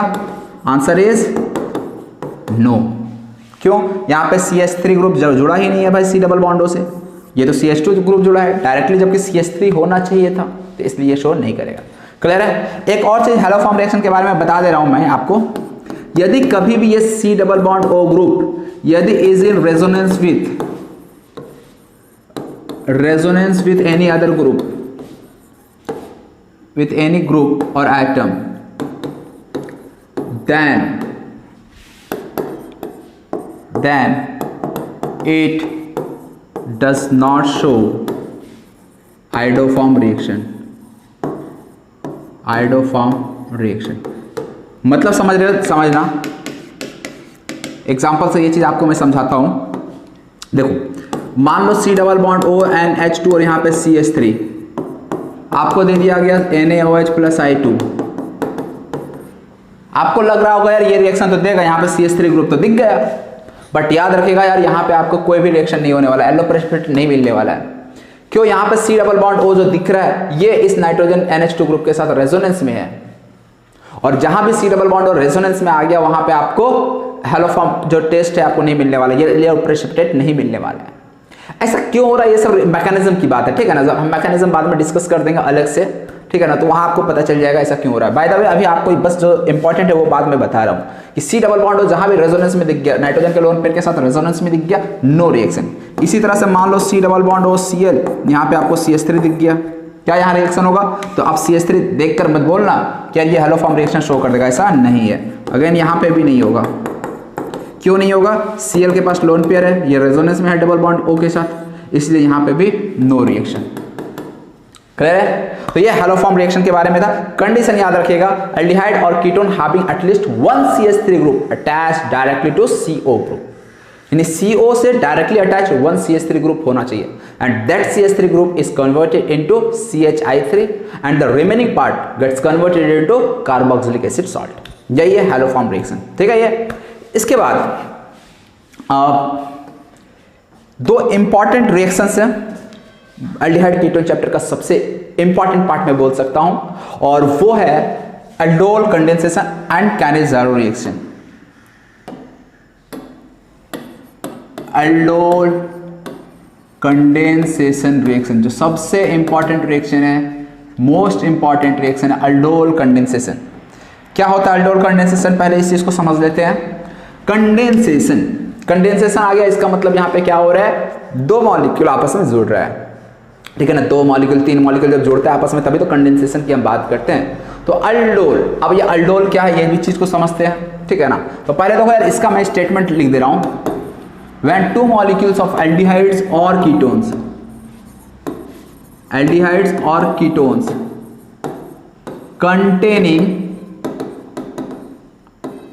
containing at least one alpha hydrogen, तो देखो दो मॉलिक्यूल अल्डिहाइड या कीटोन्स का हो सकता है, या ऐसा भी हो सकता है एक अल्डिहाइड का एक कीटोन का, या दोनों अल्डिहाइड का या दोनों कीटोन का, कुछ भी हो सकता है पॉसिबिलिटी। तो जब दो मॉलिक्यूल एल्डिहाइड या कीटोन का containing at least one alpha hydrogen, इसका क्या मतलब है, ये एग्जांपल से मैं आपको समझ में आएगी। Containing at least one alpha hydrogen atom undergo condensation to give beta hydroxy carbonyl compounds, और इसी को हम लोग एल्डोल बोलते हैं। और ये रिएक्शन जो है ना, ये एल्कली के प्रेजेंस में when two molecules of aldehyde और ketone containing at least one alpha hydrogen in the presence of, यहां ऐड कर लेना, in the presence of alkali, ये लाइन ऐड कर लेना, in the presence of alkali undergo, इसके बाद हम बोलेंगे undergo condensation to give beta hydroxy carbonyl compound that is aldehyde. अब इसको हम लोग अच्छे से समझते हैं। देखना यार, जैसे मान लो CH3 डबल बॉन्ड OH, इसके दो मॉलिक्यूल को लेता हूं मैं, ठीक है। यहां पे कोई भी अल्कली हम लोग ले लिए, ठीक है ना, डाइल्यूट अल्कली, डाइल्यूट NaOH। अब होता क्या यार, समझना पहले, ये कीटोन है या एल्डिहाइड है, एल्डिहाइड है, कोई दिक्कत नहीं, एल्डिहाइड भी हो सकता है, कीटोन भी हो सकता है। कंडीशन क्या है, containing at least one alpha hydrogen atom. Alpha hydrogen atom किसको कहेंगे, C डबल बॉन्ड O से जो लगा कार्बन है ना, उस पे जो हाइड्रोजन होगा उसको हम अल्फा हाइड्रोजन एटम कहेंगे। तो यहाँ पे C डबल बॉन्ड O से लगा कार्बन दिख रहा है, इस पे तीन हाइड्रोजन दिख रहा है, बहुत अच्छी बात है भाई, बहुत अच्छी बात है, ये चीज तो क्लियर है। अब रिएक्शन किस तरह से होता है, इस चीज को समझते हैं। देखो होता क्या है रिएक्शन में, दो मॉलिक्यूल में से एक मॉलिक्यूल से H प्लस निकलता है, दो में से एक मॉलिक्यूल से क्या होगा, H प्लस निकलेगा। तो मैं इस मॉलिक्यूल से H प्लस निकाल देता हूं, ठीक है ना।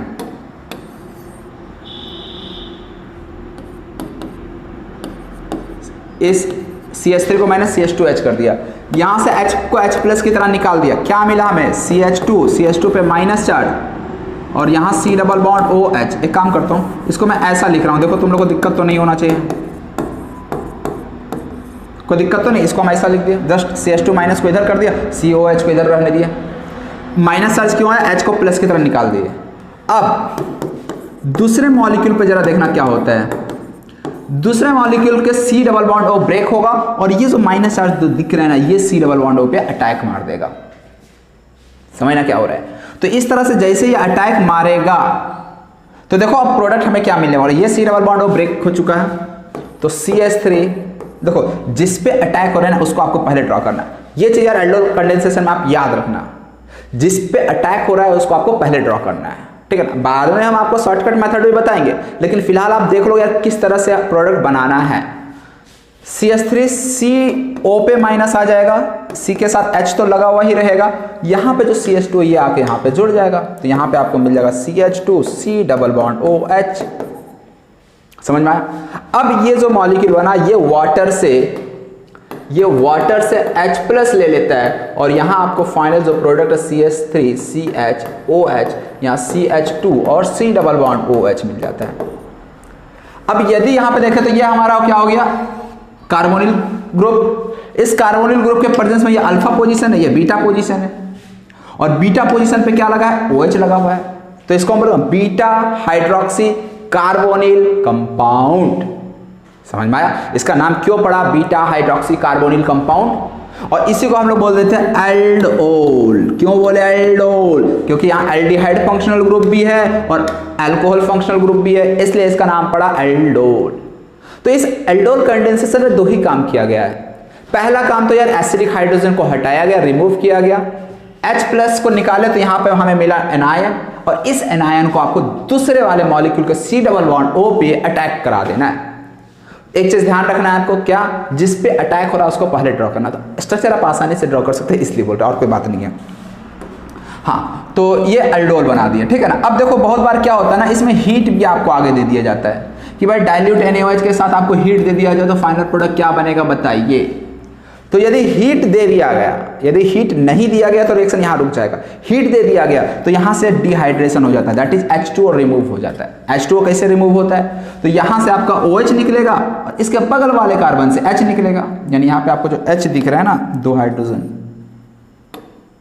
ये H भी निकल जाएगा। यदि OH माइनस H प्लस निकले तो यहाँ पे आ जाएगा डबल बॉन्ड। तो देख लो यार फाइनल प्रोडक्ट क्या मिल जाएगा, CH3 CH double bond CH और यहाँ C डबल बॉन्ड OH। ये आपका फाइनल प्रोडक्ट मिलेगा। और इसको हम लोग कह सकते हैं, ये हो गया हमारा कार्बोनिल ग्रुप, इसके रेस्पेक्ट में अल्फा, ये बीटा, तो इसको हम बोल देंगे alpha beta unsaturated carbonyl compounds. Alpha beta unsaturated carbonyl compounds. अरे यार ठीक है ना, ये चीज क्लियर है यहां तक। चलो एक दो और एग्जांपल लेते हैं जिससे कि आपको कॉन्सेप्ट और अच्छे से क्लियर हो जाए। देखना यार, दूसरा एग्जांपल ले रहा हूं मैं, CH3 CH2 C double bond OH और फिर से मैं ले लेता हूं CH3 CH2 C double bond OH again. अच्छा यहाँ पर रिएजेंट क्या क्या ले सकते हैं, तो रिएजेंट मैं लिख दे रहा हूं अलग से यार, देख लो तुम लोग भी।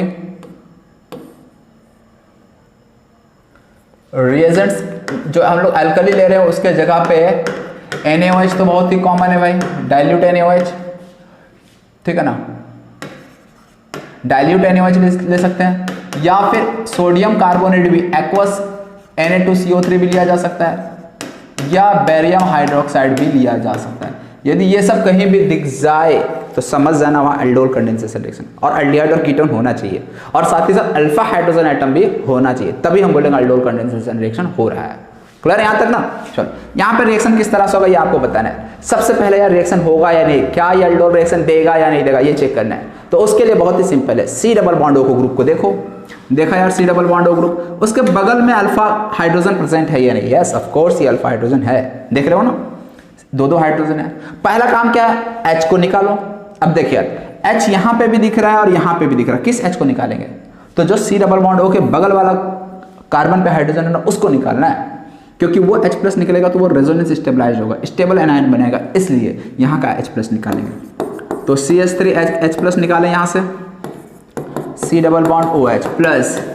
अब अगले मॉलिक्यूल पे क्या करना होता है, एक मॉलिक्यूल से हम क्या किए, एक मॉलिक्यूल से H प्लस निकालना है, दूसरे मॉलिक्यूल का C double bond O break करना है, और उसके बाद आप जानते हो है अटैक करा देना है।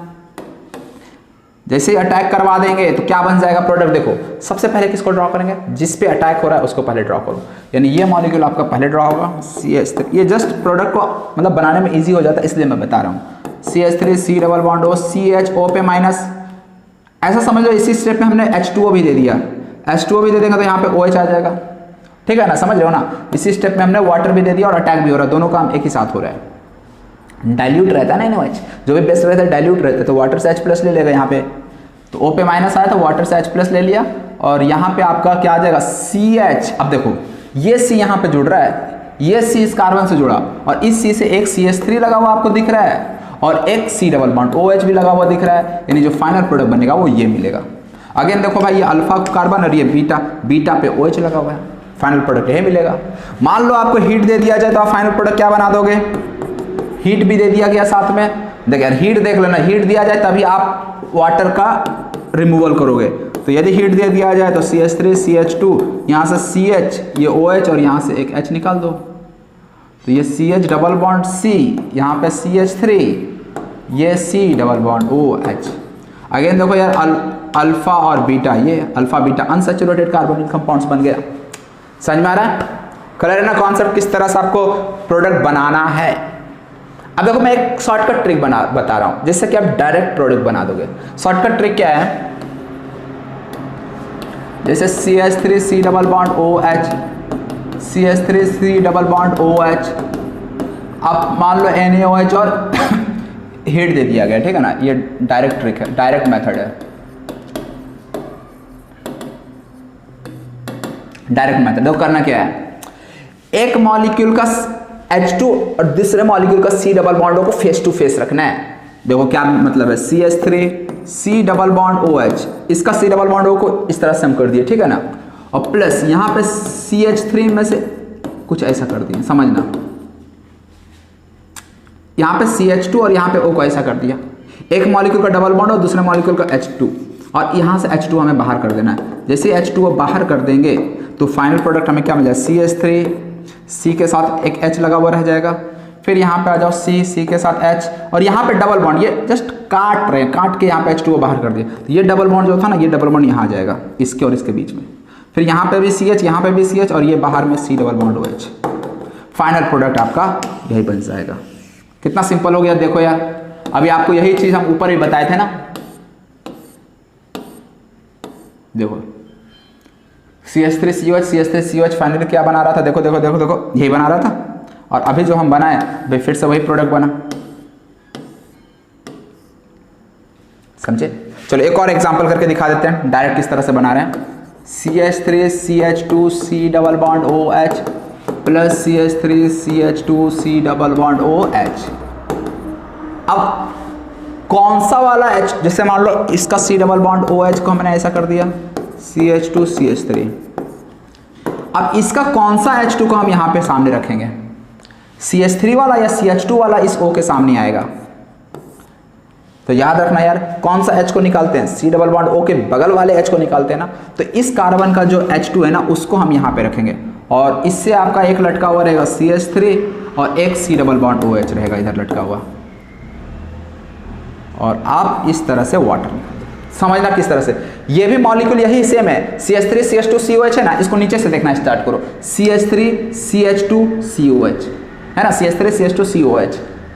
लेकिन हमने यहाँ पे H2 को इसलिए रखा क्योंकि ये जो H2 होता है ना C डबल बॉन्ड O का, वो वहां से H2 निकलता है और यहाँ से डबल बॉन्ड O निकलता है, तो इसलिए हमने इसको थोड़ा इस तरह से बना दिया। और यहाँ से जैसे निकालेंगे तो देखो फाइनल प्रोडक्ट क्या मिलेगा, CH3 CH2, यहाँ से CH बच जाएगा, यहाँ पे डबल बॉन्ड C, यहाँ पे हाइड्रोजन नहीं बचा लेकिन नीचे CH3 लटका हुआ और यहाँ पे C डबल बॉन्ड OH। ये हो गया फाइनल प्रोडक्ट। बस समझ में आया। यदि मान लो हीट नहीं होता तो क्या बनाते, ये तो हीट करने के बाद ये सब डायरेक्ट डाइल्यूट NaOH और हीट के बाद प्रोडक्ट हम बना रहे हैं, डाइल्यूट NaOH प्लस हीट। मान लो हीट नहीं होता तो क्या प्रोडक्ट बनाते हैं, तो जहां पे डबल बॉन्ड आ रहा ना उस डबल बॉन्ड को ब्रेक करना है और दूर वाले कार्बन पे OH दे देना है और पास वाले कार्बन पे H देना है। दूर और पास का मतलब C डबल बॉन्ड O के रेस्पेक्ट में, C डबल बॉन्ड O के रेस्पेक्ट में जो दूर वाला कार्बन है वहां OH लगा देना और जो पास वाला कार्बन है उस पर एक H लगा देना, बॉन्ड को तोड़ देना। यही हो गया बिना हीट का, समझे। उसी तरह से ऊपर भी देख लो, जैसे मान लो यहाँ पे भी हीट दे दिया गया, हीट नहीं दिया गया, तो हीट नहीं देगा तो एक बॉन्ड को आपको ब्रेक करना है, इसके रेस्पेक्ट में दूर वाला पे OH और पास वाले पे H, और हीट दे दिया गया तो डबल बॉन्ड के साथ बना देना है। बस यही करना है आपको। समझ में आया एल्डोल कंडेंसेशन। चलो यार समझ में आ गया होगा, इतने इजी तरीके से तुम लोगों को समझा रहे हैं। अब इसी में एक आता है cross aldol reaction, cross aldol condensation. इसका क्या मतलब है cross aldol condensation? Cross aldol condensation का मतलब होता है जब दो डिफरेंट एल्डिहाइड्स या दो डिफरेंट कीटोन्स आपस में एल्डोल कंडेंसेशन कर रहे हो तो उसे क्रॉस एल्डोल कंडेंसेशन कर देते हैं। जैसे मान लीजिए आपके पास एक HC डबल बॉन्ड OH है प्लस दूसरा मॉलिक्यूल है CH3C डबल बॉन्ड OH, ऐसा है।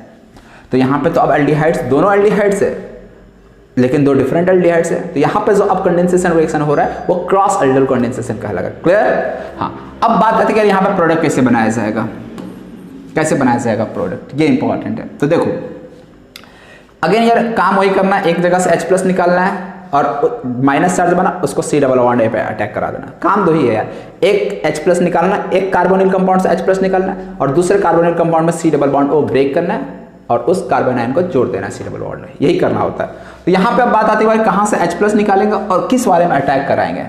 तो देखो भाई एक चीज तो याद ही रखना, यदि अटैक होना है ना तो अटैक उस कार्बोनिल कंपाउंड पे होता है जहां steric hindrance about C double bond O group कम हो।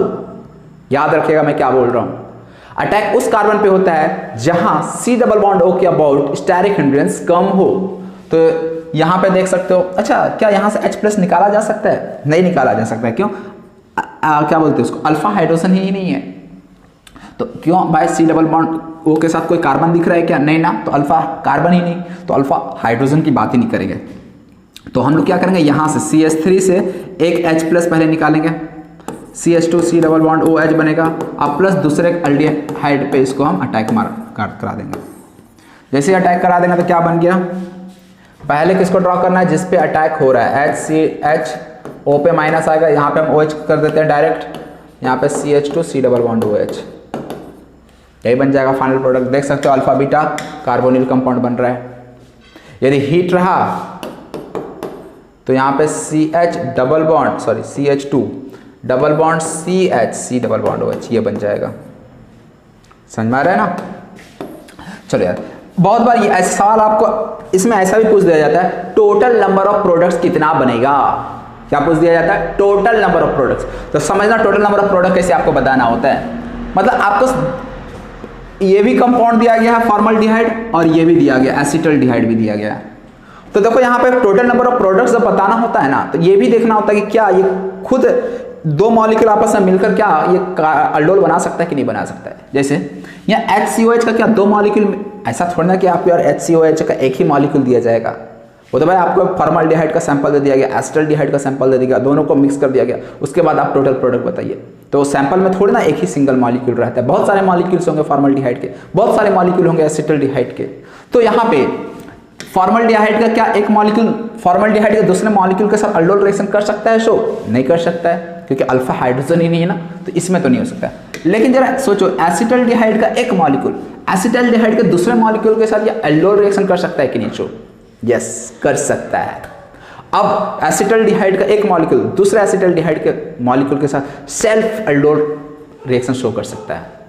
समझ रहे हो ना? क्यों भाई? अभी तो इसमें अल्फा का हाइड्रोजन तो प्रेजेंट है ना, अल्फा हाइड्रोजन प्रेजेंट है तो अल्डोल रिएक्शन शो करेगा। अब ये खुद एसिटल्डिहाइड के एक दूसरे मॉलिक्यूल से, तो वहां से एक प्रोडक्ट आपको मिल जाएगा, एक टाइप का प्रोडक्ट वो मिल गया, और दूसरा टाइप का प्रोडक्ट जब ये एसिटल्डिहाइड इसके साथ कंबाइन करेगा तब आपको ये जो प्रोडक्ट मिल रहा है ये दूसरा टाइप का प्रोडक्ट हो गया। यानी इस केस में आपको दो डिफरेंट प्रोडक्ट्स मिलने वाले हैं। समझ में आया? दो डिफरेंट प्रोडक्ट्स। चलो एक अच्छा सवाल देता हूं आप लोगों को। मान लो ऐसा होता है CH3 C double bond OH plus CH3 CH2 C double bond OH NaOH और हीट। सबसे पहला काम आपको यह बताना है टोटल नंबर ऑफ प्रोडक्ट्स कितना बनेगा। ठीक है ना? ये बताना। थोड़ा सा वीडियो पॉज करके थोड़ा सोचो, दिमाग पे जोर दो, कितना प्रोडक्ट बनेगा और कौन कौन सा प्रोडक्ट बनेगा ये भी बताना है आपको। ठीक है? तो देखो मैं बता देता हूं, थोड़ा इधर आप लोग ध्यान देना। सबसे पहले ये एसिटल्डिहाइड है, क्या ये अल्डोल रिएक्शन शो करेगा? पहले ये मुझे बताओ, क्या शो करेगा? यस ऑफ कोर्स शो करेगा। क्यों? अल्फा हाइड्रोजन यहां प्रेजेंट है। क्लियर ये चीज? तो अब ये एसिटल्डिहाइड का एक मॉलिक्यूल एसिटल्डिहाइड के दूसरे मॉलिक्यूल से आपस में रिएक्ट करेगा और सेल्फ अल्डोल प्रोडक्ट बना देगा। जब खुद के साथ रिएक्ट करता तो सेल्फ, तो यहां से ये सेल्फ से एक बनाया, फिर ये जो भी प्रोपायोनल्डिहाइड है, ठीक है ना, प्रोपेनल्डिहाइड यूपीएससी के टर्म में बात करो तो प्रोपेनल्डिहाइड, कॉमन नेम में बोले तो प्रोपायोनल्डिहाइड, तो ये खुद इसी का दूसरा मॉलिक्यूल भी रहा होगा, वो खुद के साथ रिएक्ट करके फिर से एक सेल्फ अल्डोल प्रोडक्ट बना देगा। यानी यहां से एक और आ गया, कितना आ गया? दो। ये खुद दूसरे मॉलिक्यूल से और ये खुद इसी तरह का एक और मॉलिक्यूल रहा होगा, उससे रिएक्ट करके अल्डोल प्रोडक्ट बना, ये दो। तीसरा पॉसिबिलिटी क्या है? तीसरा पॉसिबिलिटी है यहां से H+ निकलेगा और इस C डबल बॉन्ड का ब्रेक करेगा। अल्डोल में हम लोग प्रोडक्ट कैसे बनाते हैं? एक जगह से H निकालते हैं, दूसरा जगह का C double bond O break करते हैं और अटैक करा देते हैं। तो यहां से H+ निकालेंगे और इसका C double bond O break करेंगे, इसको इसके साथ जोड़ देंगे, तीसरा प्रोडक्ट मिल गया। चौथा पॉसिबिलिटी भी है, क्या है? अब यहां से H+ निकालेंगे और इस C डबल बॉन्ड O को ब्रेक करेंगे और इसको इस पे अटैक करा देंगे। टोटल कितने प्रोडक्ट्स मिल गए? 4 प्रोडक्ट्स मिल गए। समझ में आ रहा है? चलो यार मैं एक एक करके देखो बता देता हूं। देखो जब इसका सेल्फ प्रोडक्ट बनेगा, सेल्फ प्रोडक्ट, तो CH3 C double bond OH,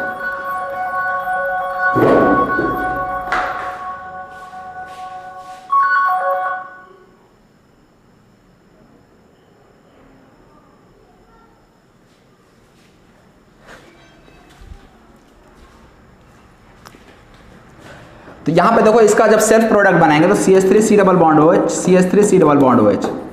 ठीक है? तो यहां पे देखो यार प्रोडक्ट क्या बनेगा, मैं डायरेक्ट बना दे रहा हूं। एक काम करता हूं, ये आप लोग खुद से यार बना ही सकते हो। एक काम करो, यहां पे आपको क्या बन जाएगा? CH3 CH OH CH C double bond O, यहाँ CH2 आ जाएगा। एक प्रोडक्ट ये मिल जाएगा। देखो इसमें 2 कार्बन है, आपको जो अल्डोल प्रोडक्ट मिलेगा उसमें 4 कार्बन आइटम हो जाएगा। ठीक है ना? फिर इसी तरह से यहां पे आ जाओ, यहां पे आपको कौन सा प्रोडक्ट मिल जाएगा? CH3। देखो आपको डायरेक्ट प्रोडक्ट बनाना है, इस पे अटैक कराना डायरेक्ट। देखो किस तरह से बनाए, CH3 CH2 CHOH, 3 कार्बन है ना, जब इसका सेल्फ बनाएंगे तो उसमें 6 कार्बन आइटम हो जाएंगे। CH3 CH2 CHOH, और अब यहाँ पे आपका आ जाएगा, ये आप लोग बना के देख लेना, मैं डायरेक्ट बना दे रहा हूँ। CH3 CH2 CH, इस पे OH आ गया, फिर ये CH इसी पे आ जाएगा CH3, और यहाँ पे आ जाएगा C डबल बॉन्ड OH। ये दो सेल्फ प्रोडक्ट हो गया। अब क्रॉस प्रोडक्ट कैसे बनाएंगे? तो क्रॉस प्रोडक्ट में क्या करेंगे, एक बार हम H+ यहाँ से निकाले और इस पे अटैक करा दिया, H+ यहाँ से निकालेंगे, इस एसिडिक हाइड्रोजन को इस पे अटैक करा देंगे। जिस पे अटैक कराएंगे उसको पहले ड्रॉ करना है, तो CH3 CH2, यहाँ पे O पे माइनस आएगा और यहाँ पे प्लस आएगा, इस प्लस पे ये वाला CH2 ग्रुप जुड़ जाएगा, CH2 और C डबल बॉन्ड OH। समझ में आ रहा है? यहाँ से H+ निकालेंगे, माइनस आ जाएगा, ये माइनस इस कार्बन पे अटैक कर दिया। जिस पे अटैक करता है उसको पहले ड्रॉ करते हैं, तो इसको ड्रॉ कर दिए पहले, CH3 CH2 CH, O पे माइनस हटा देते हैं और यहाँ पे H डाल देते हैं डायरेक्ट, वाटर से H+ यही ले लेते हैं, तो ये बन गया तीसरा प्रोडक्ट। अभी हम हीट नहीं दिए इसलिए हम ये हीट दे देगा तो भाई OH H निकाल के एल्कीन बनाते चले जाना है, ये तीसरा। चौथा प्रोडक्ट क्या बन जाएगा बता दो यार बच्चों, चौथा पॉसिबिलिटी क्या है, यहाँ से H निकालेंगे और इस पे अटैक करा देते हैं, यानी यहाँ का C double bond O break होगा। तो ऐसे में आपको प्रोडक्ट क्या मिलेगा, यहाँ पे अटैक हो रहा है ना, तो CH3 CH, O पे माइनस आएगा OH, और यहाँ से H+ निकाले ना, तो ये CH इसके साथ CH3 नीचे लग जाएगा और यहाँ C डबल बॉन्ड OH, ये आपको फाइनल प्रोडक्ट। तो इस तरह से टोटल यहाँ कितने प्रोडक्ट मिल जाएंगे, 4 प्रोडक्ट मिल जाएंगे। ऑलरेडी IIT में ये सवाल पूछा हुआ है, ठीक है, टोटल 4 प्रोडक्ट मिल जाएंगे। तो ये हो गया aldol reaction, cross aldol reaction के बारे में। अब इसी में जैसे मान लीजिए आपसे सवाल पूछ दिया जाएगा, क्या ये कंपाउंड अल्डोल रिएक्शन शो करता है, aldol condensation reaction? Answer is no. क्यों नहीं करेगा शो?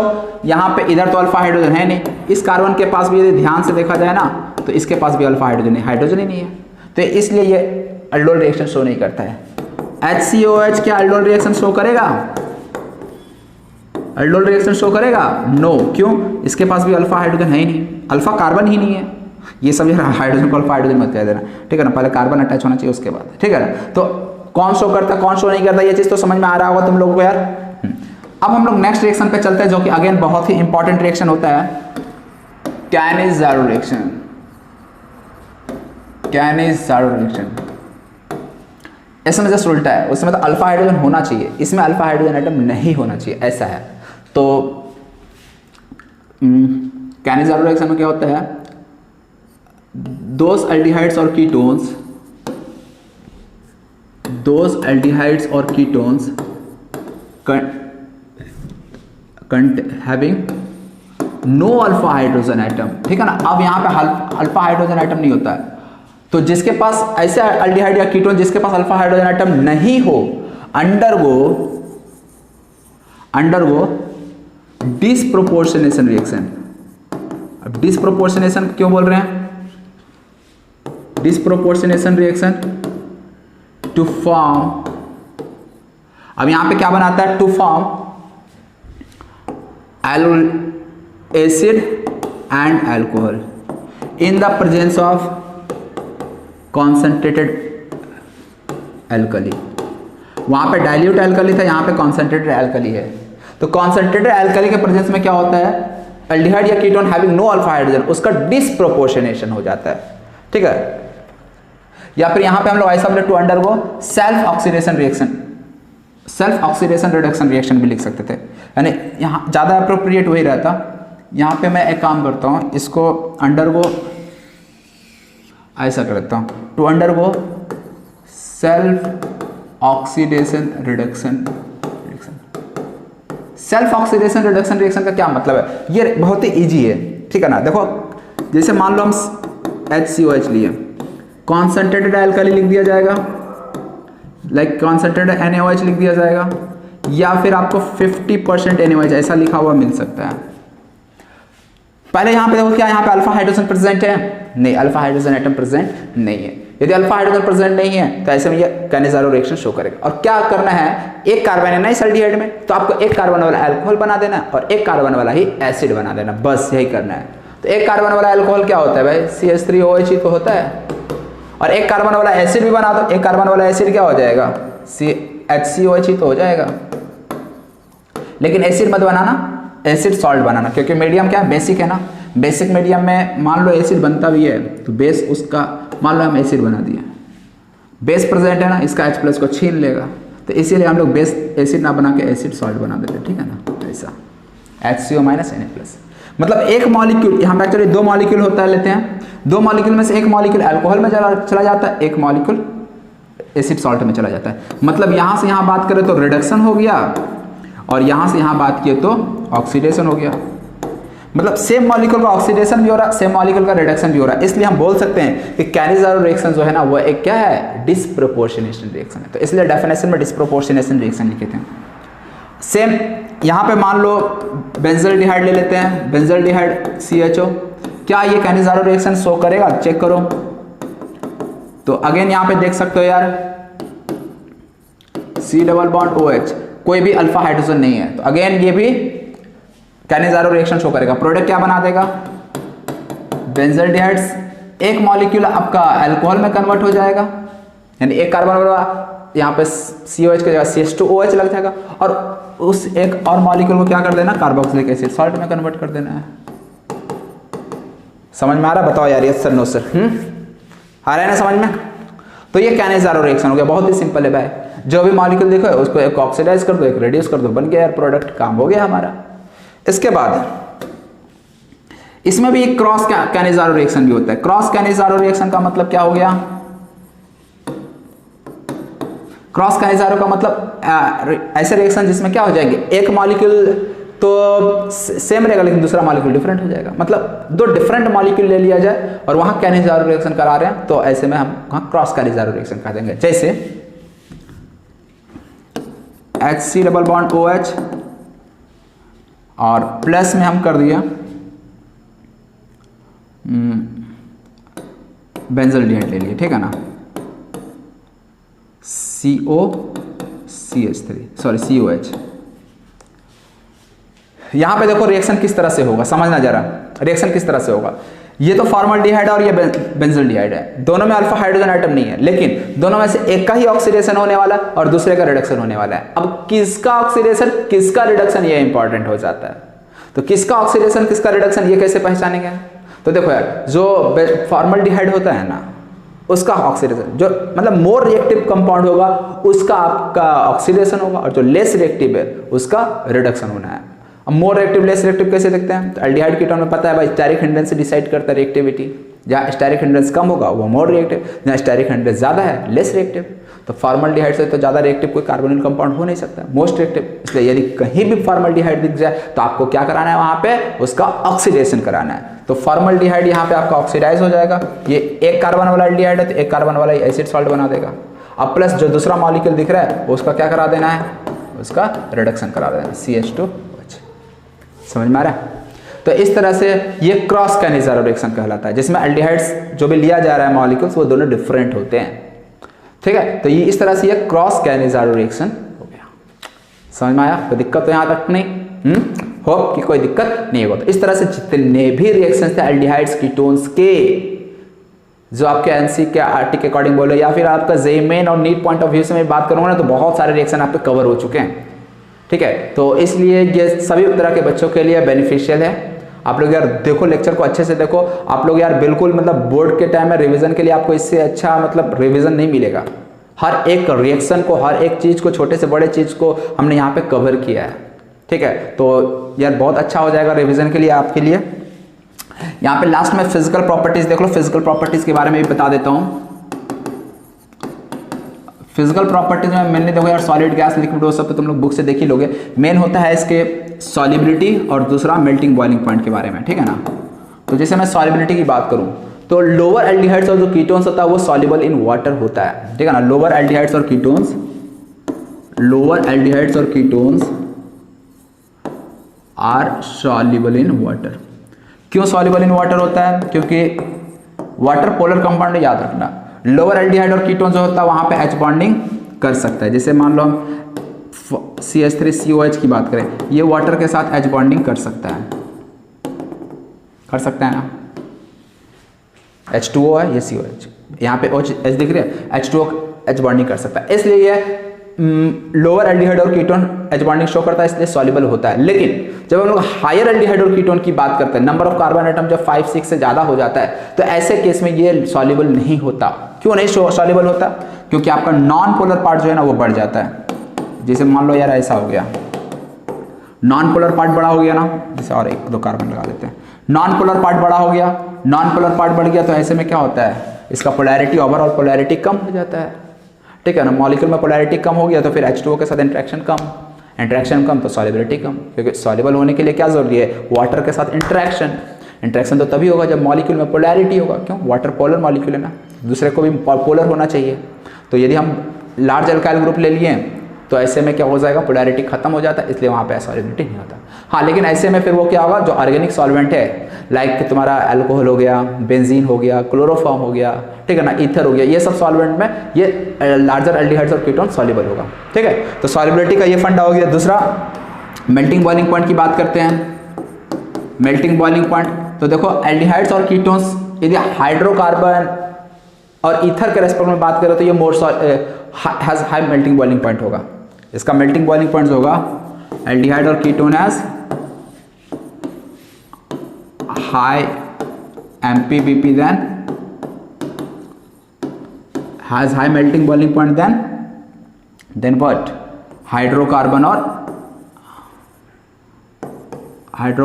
ईथर्स।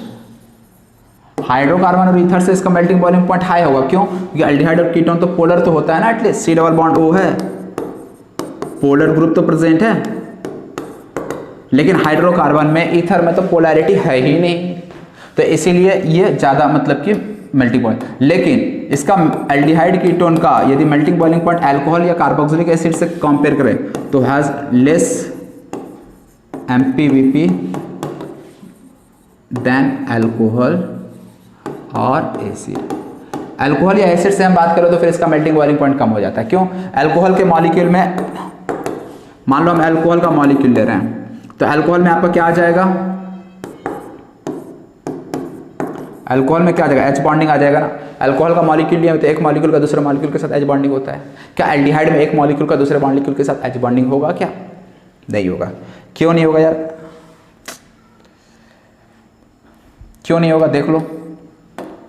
जैसे मान लो RC डबल बॉन्ड OH, हम दूसरा मॉलिक्यूल लिए हुए हैं RC डबल बॉन्ड OH, ऐसा क्या यहाँ पे H बॉन्डिंग आपको लग रहा है कि होगा? एक मॉलिक्यूल का दूसरे मॉलिक्यूल के साथ H बॉन्डिंग है क्या? नहीं है। क्यों? ये H कार्बन से जुड़ा है, तो कोई भी हाइड्रोजन आपको FON के साथ जुड़ा दिख ही नहीं रहा है, तो ऐसे में H बॉन्डिंग तो होगा ही नहीं। H बॉन्डिंग के लिए जरूरी है ना हाइड्रोजन FON में से किसी से जुड़ा हो। कोई भी हाइड्रोजन दिख रहा है मॉलिक्यूल में जो FON से जुड़ा? नहीं, हाइड्रोजन कार्बन से जुड़ा, इधर भी हाइड्रोजन कार्बन से जुड़ा है, तो इसलिए नो H बॉन्डिंग। इसीलिए इसका मेल्टिंग बॉइलिंग पॉइंट अल्कोहल और एसिड से कम। अल्कोहल और एसिड का ज़्यादा क्यों हो रहा है? क्योंकि उसमें H बॉन्डिंग प्रेजेंट है, ऑलरेडी यहाँ पे दिखा है। सेम वे में एसिड में भी आप चीज़ देख सकते हो, एसिड में भी वहाँ तो यार बोलना ही नहीं है, इसमें तो HO से जुड़ा है, यहाँ पे भी HO से जुड़ा है, समझ में आ रहे हो?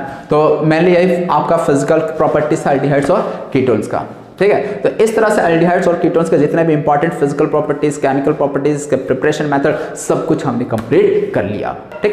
तो इस तरह से अपना यहाँ एल्डिहाइड और कीटोन्स पार्ट से कंप्लीट होता है, और इसके बाद जो कार्बोक्सिलिक एसिड पार्ट है वो हम लोग अगले लेक्चर में डिस्कस करने वाले हैं। अलग से लेक्चर में हम लोग कार्बोक्सिलिक एसिड को पढ़ लेंगे। तो इस तरह से यार वीडियो को यहीं पे हम लोग एंड करते हैं। और यार यदि आपको हमारी ये मेहनत पसंद आए तो आप यार चैनल को सब्सक्राइब कर देना, और वीडियो पसंद आए तो यार वीडियो को जरूर लाइक करना। चलो यार अभी के लिए bye bye and have a nice day.